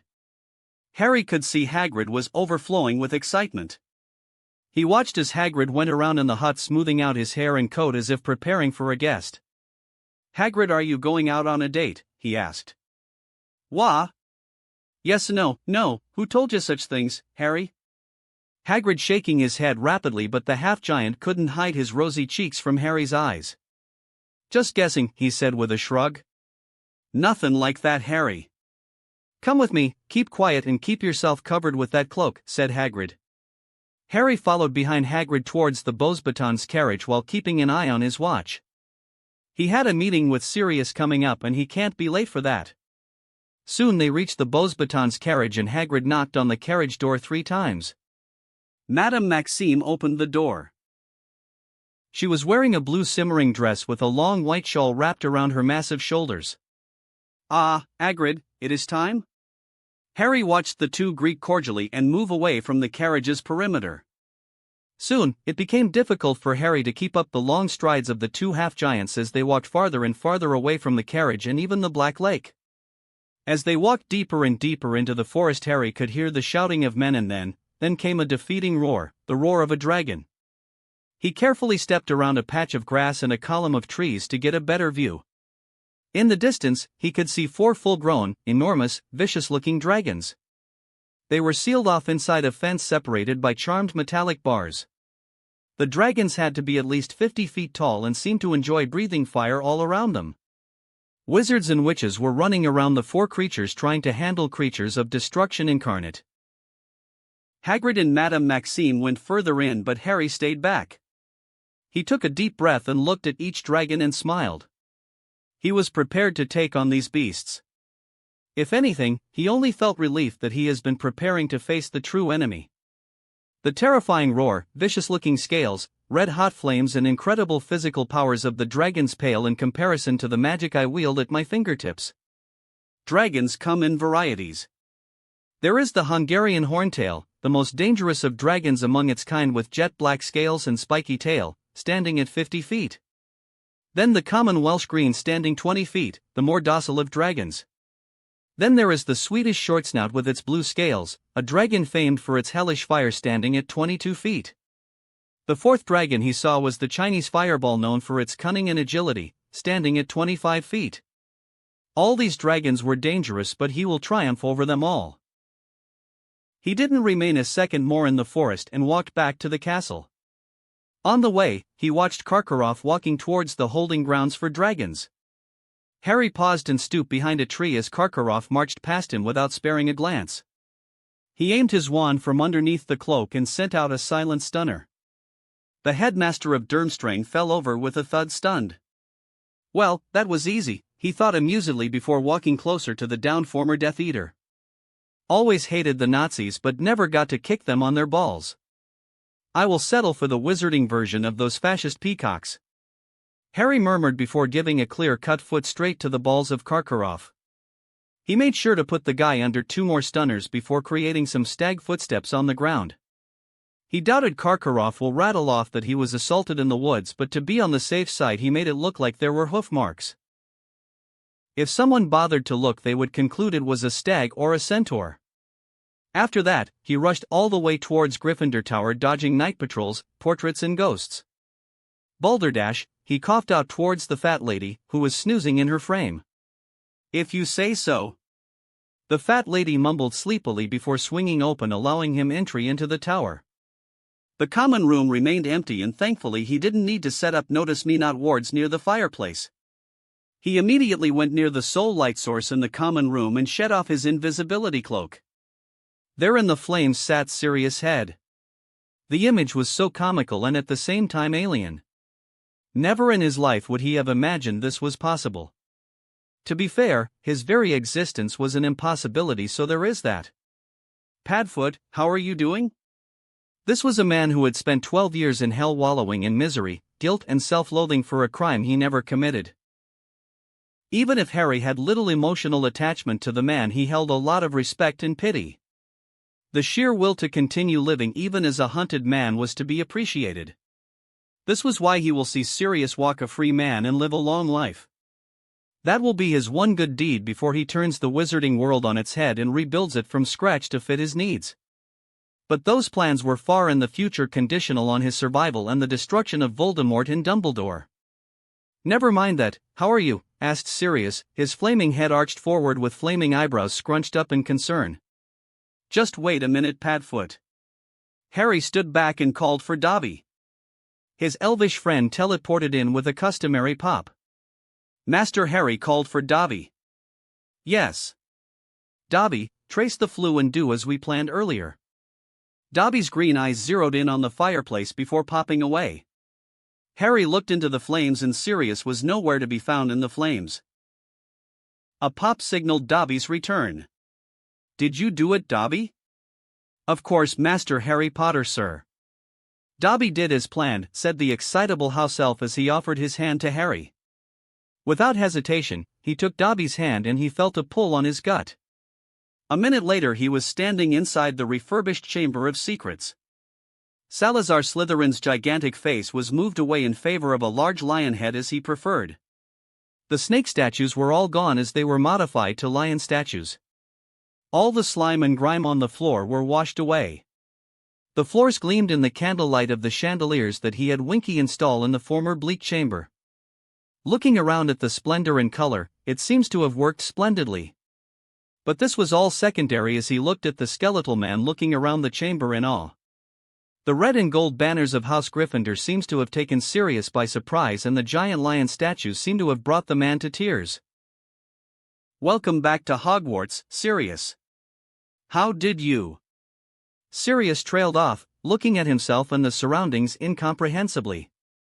All my plan to get you a stable shelter and safe space. So how about dinner, or would you prefer to take a nap? Harry watched as the realization dawned on Sirius, whose eyes watered all of a sudden. Harry let out an oof as Sirius plunged himself into a hug. Harry hesitantly hugged his godfather back and clapped the man on his back soothingly. You have run enough, Sirius. Now, we stand and fight till we win your freedom at any cost. Harry's eyes darkened as he heard Sirius let out a sob. At any cost. Chapter 9, Two Outlaws. Harry watched with mounting fascination as Sirius Black somehow managed to consume 2 chicken legs simultaneously. It only took him a blink of an eye, and he was left staring at the bones of the chicken. "You had enough gold to buy me a firebolt but not enough to buy yourself some decent food?" Harry asked incredulously as he watched Sirius gorge himself on the food on the table. "The goblins helped me out with that, for a fee, of course. I can't exactly show my head in the wizarding world or the muggle world, for that matter.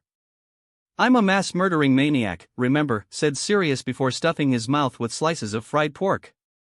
"You could have just used a glamour charm." Harry's suggestion was met with a raised eyebrow from Sirius. "How am I supposed to do that without a wand?" "You don't have a wand?"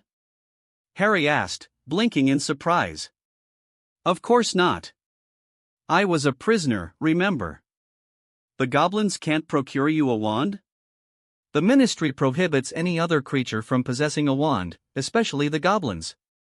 They won't even go for buying through a proxy as the ministry keeps track of every wand that is sold," Sirius explained in between grinding down the food between his teeth. "Surely there are wand makers that sell wands in the black market," said Harry as he thought of the shady parts of Nocturne Alley. "Sure, but none that would sell to a goblin. Even if I go myself, I'll be most likely handed over to the ministry. My head is worth a hefty sum of galleons, I'm told. In that case, we might just have to find an old wand for the time being." Harry mused out loud. "Exactly how are you going to do that?" asked Sirius, pausing his impetus in draining the food on the table. "I have my ways," Harry answered, thinking of the room of requirement and the many things the students and the faculty had hidden away in that room over the last 1,000 years. Sirius looked at him curiously before shrugging. "If you could arrange all this." Sirius trailed off before shaking his head. "Anyway, tell me about the tournament." "I have to face dragons in the first task." Sirius spit out the pumpkin juice he was drinking, hearing about the adversary Harry was about to face in the first task. "What? Are they mad?" Sirius asked incredulously with his eyes the size of saucers. "They locked you up in a hellish place without a trial all these years." "You tell me." Sirius blinked twice before nodding. "Point taken. How are you holding up?" Sirius asked in concern. "I have a plan, but it is risky. Any advice on the subject is appreciated."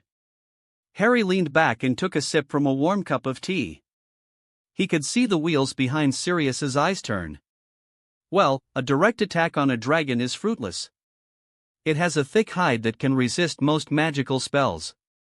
It'd take multiple wizards to have a nominal effect on a dragon. But there are simple spells that can trick a dragon." "Trick a dragon?" Harry asked in interest. "Yes. A dragon's greatest weakness is its eyes. There is the conjunctivitis curse that can temporarily blind a dragon, or there are several illusionary charms that could work." "I suppose it depends on what you have to do," explained Sirius as he took in another plate of mutton to his needy stomach. Harry was quite surprised. "I searched Hogwarts' library for any spells that could handle a dragon, and I found very little except for the conjunctivitis curse."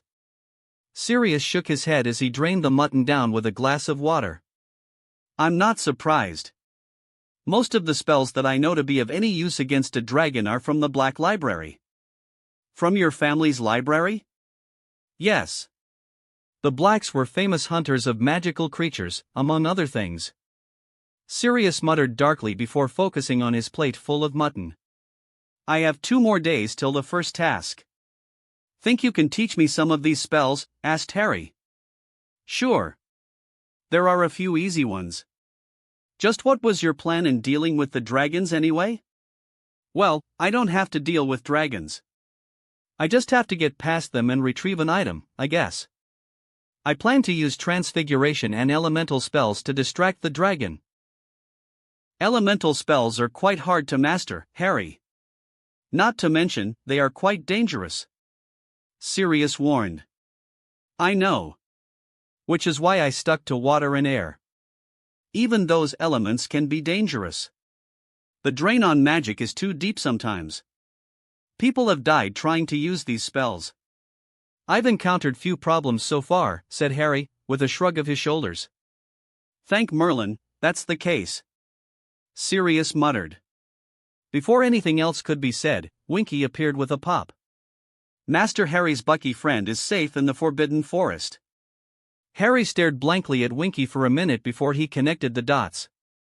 "Oh, you mean Buckbeak," said Harry, piecing together the garbled house elf speaking style. The enthusiastic repetitive nod he received from Winky was proof enough. He had asked Dobby to pick up Buckbeak on Sirius's request last night. By the absence of Dobby, he just knew his elvish friend had quite a hard time bringing Buckbeak to the Forbidden Forest. Take me there." Harry managed to stay on his feet as he came out of the unique teleportation used by Winky. House elves were damn good companions to have. The sheer magical might these beings wielded is phenomenal. Very few wards could hold back a house elf, as evidenced by Winky's ability to teleport in and out of the Chamber of Secrets. Even Salazar Slytherin's wards failed to keep Winky and Dobby from teleporting in and out of the chamber. Even with such extraordinary gifts, house elves remained in servitude to wizards and witches. He wondered how that came about. "Master Harry Potter, sir," called out Dobby excitedly, breaking him out of his musings. His elvish friend was running around Buckbeak, trying and failing to contain the erratic hippogriff. "Dobby, leave him be." Dobby immediately teleported by his side, muttering about mean Bucky. Harry, on the other hand, had his eyes trained on the half-horse half-eagle before him. Buckbeak, Hagrid had named the creature, and Harry felt it was aptly named. Its beak shined under the morning light, and he held no notions of testing the sharpness of the beak or the razor-sharp talons. So, he went for a deep bow, keeping his eyes on the ground. A few seconds later, he hesitantly looked up and was relieved to see Buckbeak also greeting him with a bow. He slowly reached out his hand once he straightened up, and thankfully Buckbeak didn't bite it off. Instead, Buckbeak slowly nuzzled its head in his palm. Harry ran his hands through the stormy gray feathers of Buckbeak. He was surprised when Buckbeak placed the underside of its sharp beak on his shoulder as if giving a hug. "I suppose you missed me," said Harry, but Buckbeak shook its head away from him. "Oh, you missed this place, huh? Makes sense, I suppose." Harry nodded to himself as he looked around the dark misty forest. He then stared at his avian friend. "You sure you'll be all right?" A squawk was the answer he got, which was neither here nor there. In the end, he decided to bring Buckbeak into the chamber. On the one hand, Buckbeak could keep Sirius company, and he didn't feel the Forbidden Forest was the safest place for Buckbeak. Hagrid had passingly mentioned how the arrival of dragons spooked Aragog and his kind. Knowing this, he felt it was safe to have Buckbeak inside the chamber. It was a real struggle to get Buckbeak inside the chamber, though. Thankfully, a lot of fried meat and fish saw Buckbeak's reluctant entrance to the chamber. Sirius's presence also helped, as Buckbeak turned out to have become fond of his fellow criminal on the run. When all was said and done, he was late for breakfast. The Great Hall was tightly filled with students at all four tables. Thanks to some strenuous efforts from Professor McGonagall, the dirty looks directed at him from Hufflepuff were considerably low. Sure, there were a few hostile looks, but he could care less what some moron thought about stealing the thunder from pretty boy Cedric Diggory. He eyed the Hogwarts champion discreetly as he made his way towards his spot. Hufflepuff's Starseeker and all-around wonder boy was laughing and joking with his friends over the table of badgers. Good for him. Let him laugh all the way to the first task, he thought before sitting between Neville and Katie Bell. "Hey, Harry." Katie and Neville greeted him as he sat down and helped himself with some food from the table. "Hey, Neville." "Hey, Katie," he greeted back politely. "Slept in late, huh?" asked Katie. There was a scoff from Ron. Harry guessed Ron had some opinions to share, but he didn't even glance at the youngest male Weasley. "Not exactly. Just had to take care of something," he said with a smile at Katie before digging into his breakfast. Harry could hear another snort from Ron, but he was adept at ignoring other people, especially those hostile to him. And there was no doubt about Ron Weasley's hostility. Ron's stare at him could be seen from his peripheral vision. That was why he remained aloof and unbothered. He had dealt with the likes of Ron Weasley before. The boy was a narcissistic attention seeker and nothing else. The best way to deal with those types is to ignore their existence to their face while keeping an eye on them from afar. This method had worked in the past, and he was sure it was going to work here as well.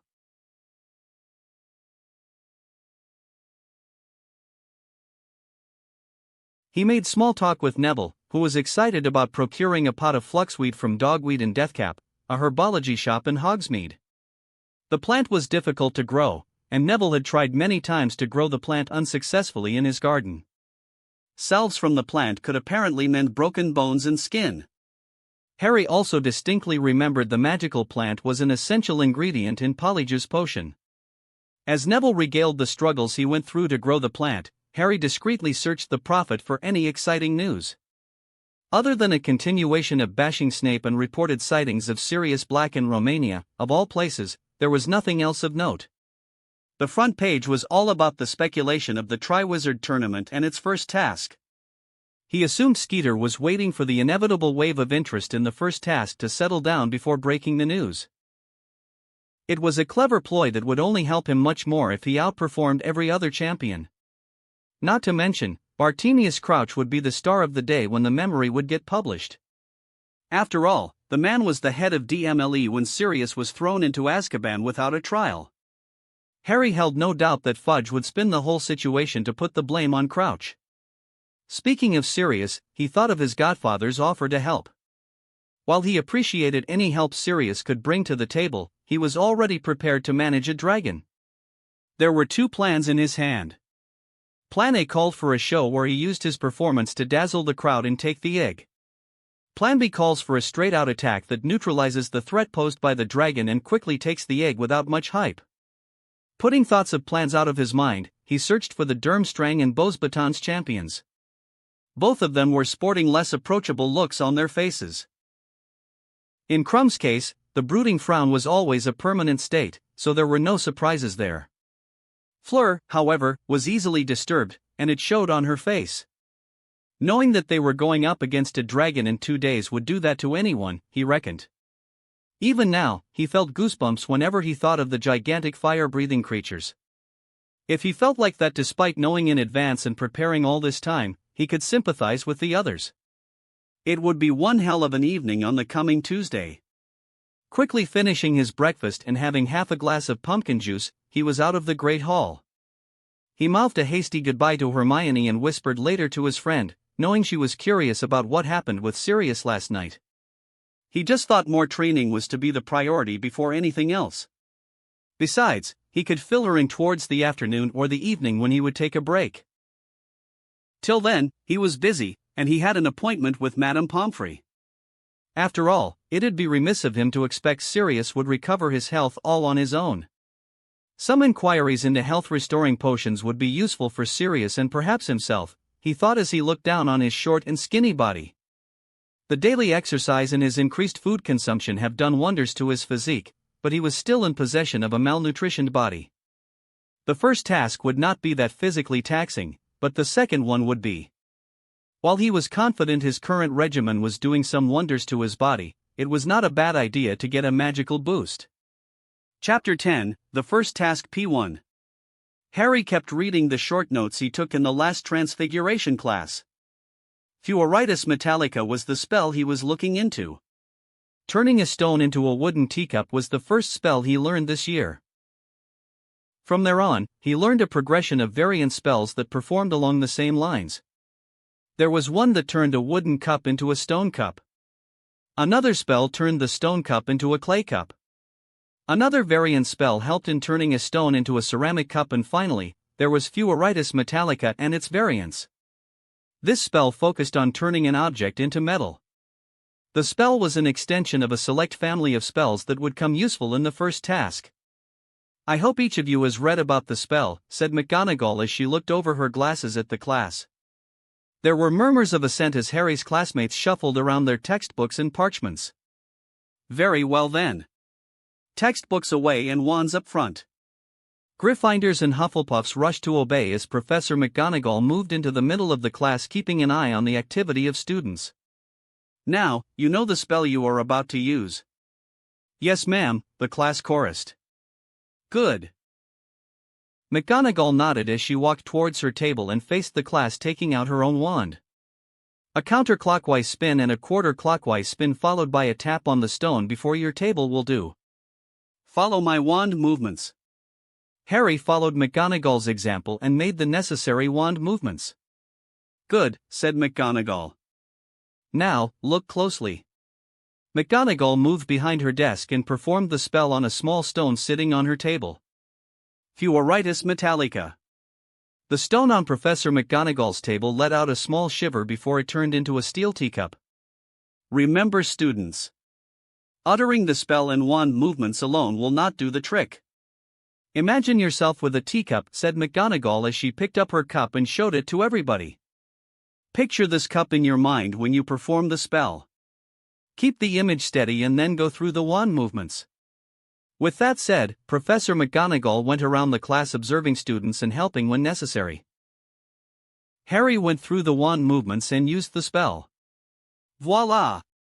The stone turned onto a metallic teacup. He was not the only one succeeding in the spell. He could see Hermione successfully transfigured her stone into a teacup. He was certainly not the only one who noticed Hermione's success as well. Good work, Miss Granger. 10 points for Gryffindor, said McGonagall with a brief nod, after which the head of House Gryffindor turned her attention on Harry. Neville, who was sitting beside Harry, gulped at the scrutiny in McGonagall's eyes. Harry noticed Neville had partially succeeded in transferring the stone. It looked like a mix of stone and metal to his eyes. Take 10 points for Gryffindor, Mr. Potter, said McGonagall before eyeing Neville's work. A good first attempt, Mr. Longbottom. Try again. And on the professor went, and Harry could hear an audible sigh of relief from his friend. Try once again, Neville. This time just think about the cup in more detail. Like how large the cup is, or the color or the shape of the handle. Giving it a good detail in the mind helps in concentrating the effects of the spell. Harry whispered. With his small word of advice and some encouragement, Neville managed to complete the transfiguration almost perfectly. The handle of the cup remained a mix between wood and metal, nonetheless, it was progress. By the time Neville accomplished the task, the class was over. It was the last hour of class they had Monday evening, and Harry had a prior commitment coming up. So, he parted ways from Neville, and instead of going to the Gryffindor dorms, he went straight for the Ollery. The Ollery was in the West Tower of Hogwarts Castle. Climbing up the stairs to the tower, he had to apply air-freshening charms and cleaning spells to ward off the smell and the owl droppings. The bones of mice and voles increased as he gained height to the upper echelons of the tower. The tower was bereft of glasses or windows for that matter. This helped in owls coming and going as they pleased. A snowy white owl caught his eye sitting on the top perch. Hedwig! Harry called, and immediately the snowy owl swooped in and pressed her talons in his shoulder. Ouch, he winced as the talons sort of dig in on his skin a bit. Despite that, he nudged Hedwig softly and petted her. I brought you treats, said Harry as he fished out a handful of treats from the box in his hand. He had a few new sets bought in his latest Hogsmeade visit. After feeding Hedwig, he gave her 2 letters. One was an inquiry for some select potions from J.A. Pippin's Potion Shop of Hogsmeade, while the other was for Gilbert, Poole and Tonks, a licensed law firm with appearances in ICW Court as well as in the Court of British Ministry. If Sirius was to walk a free man, he couldn't depend on the daily profit alone. Go girl! Harry watched on as Hedwig took to the sky with the 2 letters. Distracted by the gliding snowy owl, he nearly missed another occupant in the tower. Hey, Harry! The timid voice from his back startled him, making him whirl around in surprise. It was none other than Susan Bones. Hi, Susan, he greeted awkwardly with a nod. Susan Bones was someone that just left him in blanks.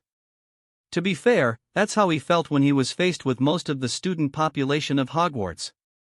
The original Harry was not exactly a social creature. Outside of the Quidditch team and a small number of students, the original Harry interacted very little. This little fact had made it awkward for him to rekindle with the rest of his peers. Thankfully, he was not the only one who was feeling awkward. Were you sending a letter?" asked Susan, tucking her red hair behind her ear in a jittery fashion. Yes. No doubt you have a letter to send yourself, said Harry, nodding towards the letter held in Susan's left hand. I'll leave you to it then. Harry walked around Susan and was about to descend down the stairs but was stopped by Susan's next words. Good luck. Harry looked at the red-headed Hufflepuff with a raised eyebrow. For tomorrow, Susan added unsurely. Not rooting for Cedric Diggory, he asked amusedly. Of course, but that doesn't mean I can't wish you luck, said Susan with a self-assured grin. That's big of you and thank you, he nodded and was about to leave when Susan once more gave him cause for pause. I believe you. What? Harry asked. Susan blushed as her cheeks flushed with red. I believe you when you said you didn't enter the tournament willingly. Susan explained. A sentiment not shared by your friends, but I appreciate your faith in my word. It's been good talking to you, Susan. Harry left the Ollery with mild amusement gracing his mind. That was the longest conversation he ever had with someone outside Gryffindor House in his memory except for Draco Malfoy. Truly, the original Harry Potter was leading a sad life and he felt for the kid. He put those thoughts to the back of his mind as he made his way towards the library. This day was going to be his resting day, so there was no training. This means he has more than enough free time to spend with Hermione, who has been hounding him about more details about Sirius. Insofar, he has kept the fact that Sirius was safely tucked away inside the chamber. Not that he has any distrust of Hermione. With the way, he has exposed several truths in the Prophet, he didn't want any scrutiny to fall on Hermione in a racist society like Wizarding Britain. If it was known that a Muggleborn which was somehow involved with a mass-murdering criminal like Sirius Black, he feared what would happen to her. Anything could happen with a government where blood purists and full-blown terrorists and psychos are in power. Not to mention the presence of pacifist incompetent morons like Dumbledore is supposed to represent the liberal side. So, being on the side of healthy caution was the way to move forward. Keeping Sirius's present state of affairs to myself is the right thing to do, Harry thought. It was then that he remembered that he forgot to look for old wands in the room of requirement. So, he made to seek out the 7th floor to collect the wands. Potter. The name resounded through the hallway like a crack of thunder. Harry turned around and saw Moody standing by the hall. He could have sworn there was nobody in the hallway a moment ago. His confusion must have shown on his face. Disillusion charm. A neat little charm to know, Potter, said Moody as his magical eye swiveled around in the eye socket before the man gruffly added, come with me.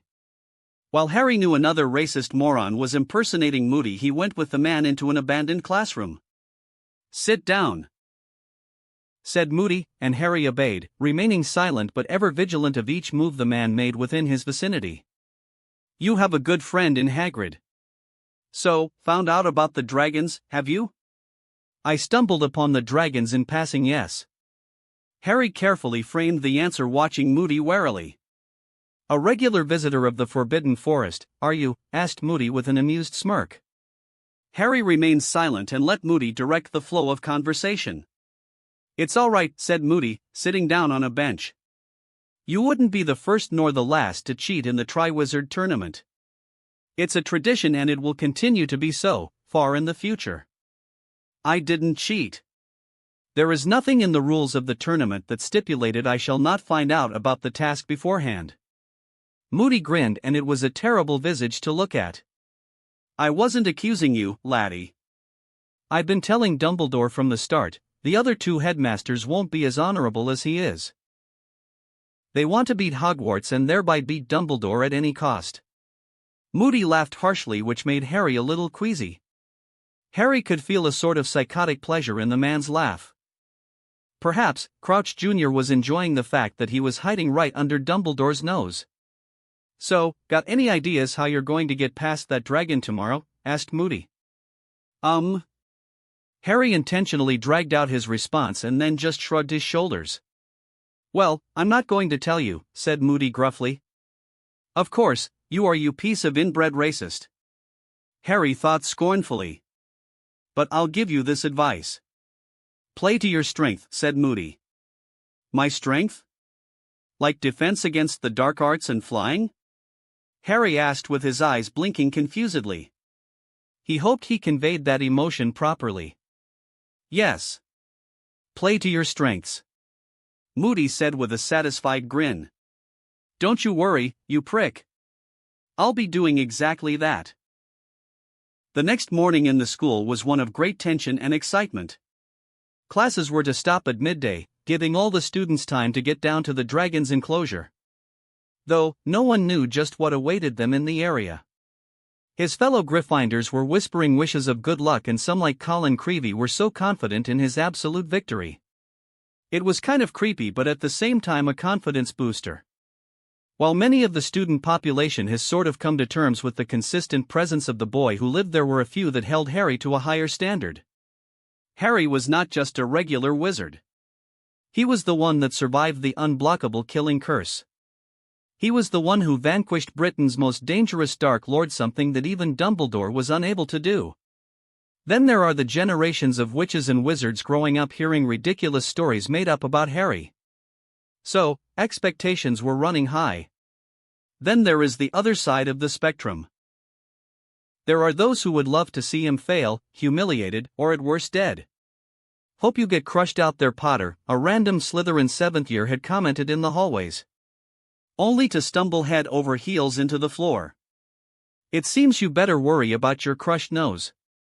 Harry gave a parting shot before he continued towards his history of magic class. He silently mouthed a thank you to Dobby, who was of course responsible for that takedown. Avoid them, Harry, Hermione said as they made their way to the last class of the day. I'm trying. The history of magic class was as usual boring. He couldn't focus on the class, and neither could he focus on anything for that matter. In the end, he began to draw pictures of Professor Binns to pass time. Later in the Great Hall, he was pretending to have his lunch when Professor McGonagall approached him. It's time, Mr. Potter. The champions have to come down into the grounds now. You have to get ready for your task. Oh, okay, said Harry as he stood up. Before he decided to go, he drained a glass of pumpkin juice. Good luck, Harry. You'll be fine, Hermione whispered. Harry nodded to his friend and appreciated Neville's smile of support. Although, he could trace more tension on Neville's face than his own. Taking a swift look at the faces of his housemates, he gave a nod, silently thanking them for standing by him. Don't worry. I'll square it with Diggory for that game.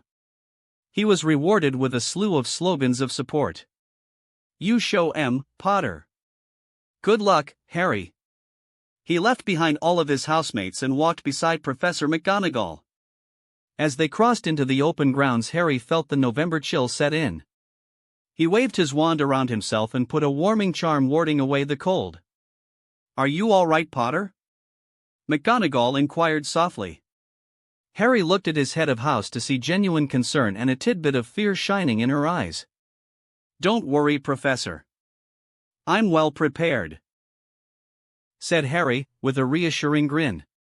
Good, that's good, said McGonagall as she placed her hand on his shoulder. Just keep a cool head. We've got professional handlers to control the situation if it gets out of hand. Just do your best, and nobody will think any worse of you. You have nothing to prove to these people. On the contrary, Professor. I've some things to prove to others and myself, said Harry as he thought of all the abuse, insults, and snide remarks the original Harry faced before he came along and took over the show. Thank you for your concern on my behalf. You are the best teacher I've had in Hogwarts. McGonagall straightened up at what Harry said and squeezed his shoulder in a gesture of support. They walked in silence as thick dark trees passed by until they finally reached the edge of the forest. Harry couldn't see the enclosure, but only a large tent could be visible. He assumed the rest were under powerful wards as he could not even hear a sound from the area. You're to go inside the tent with the other champions. Mr. Bagman is in there, he'll be telling you about the procedure.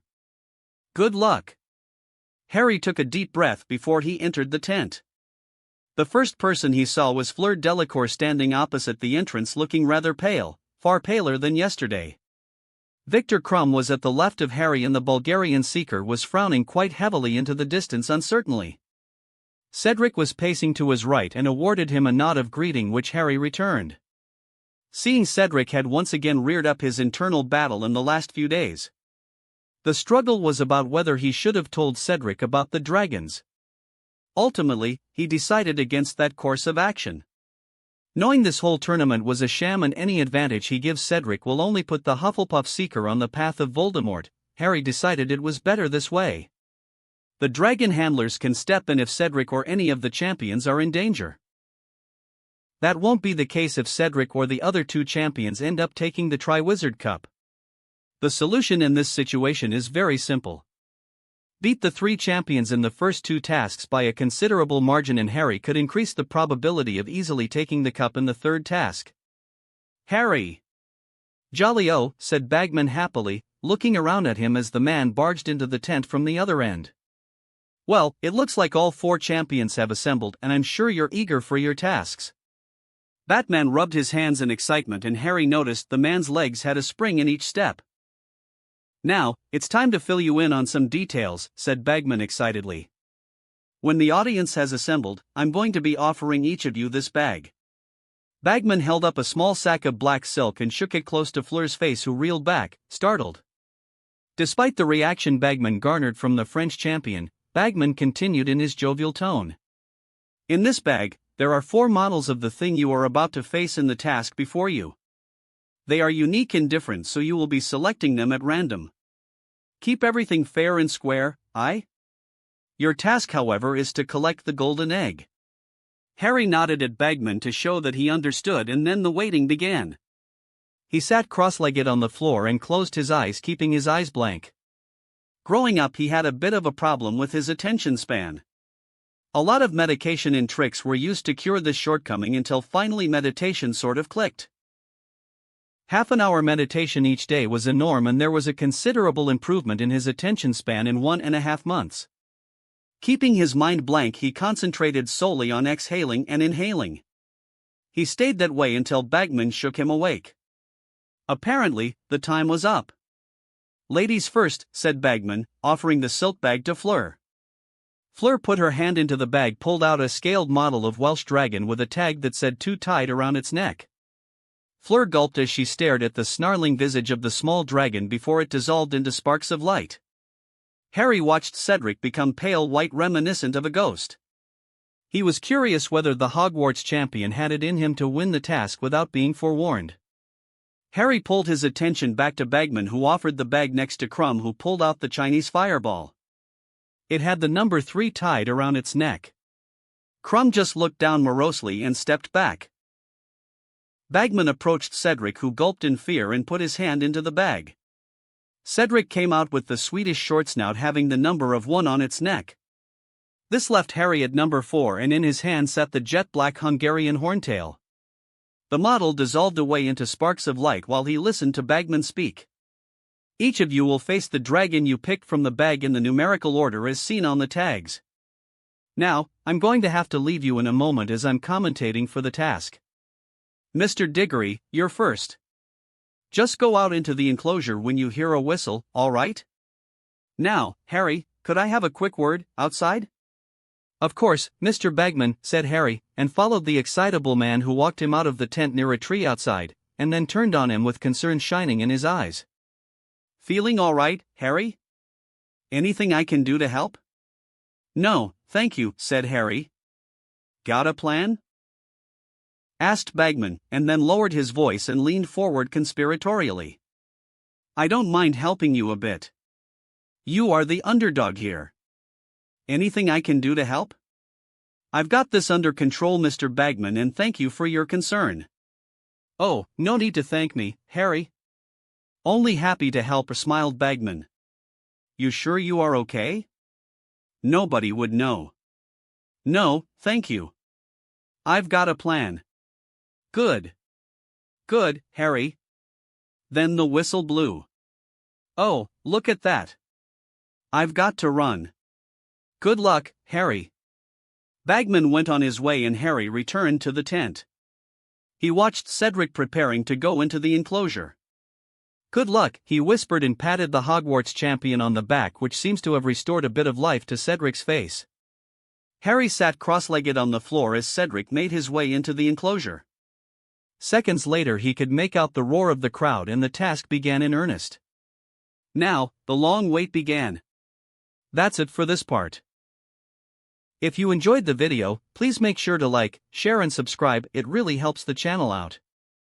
Also, don't forget to check out the other content we have here, there's a lot more waiting for you.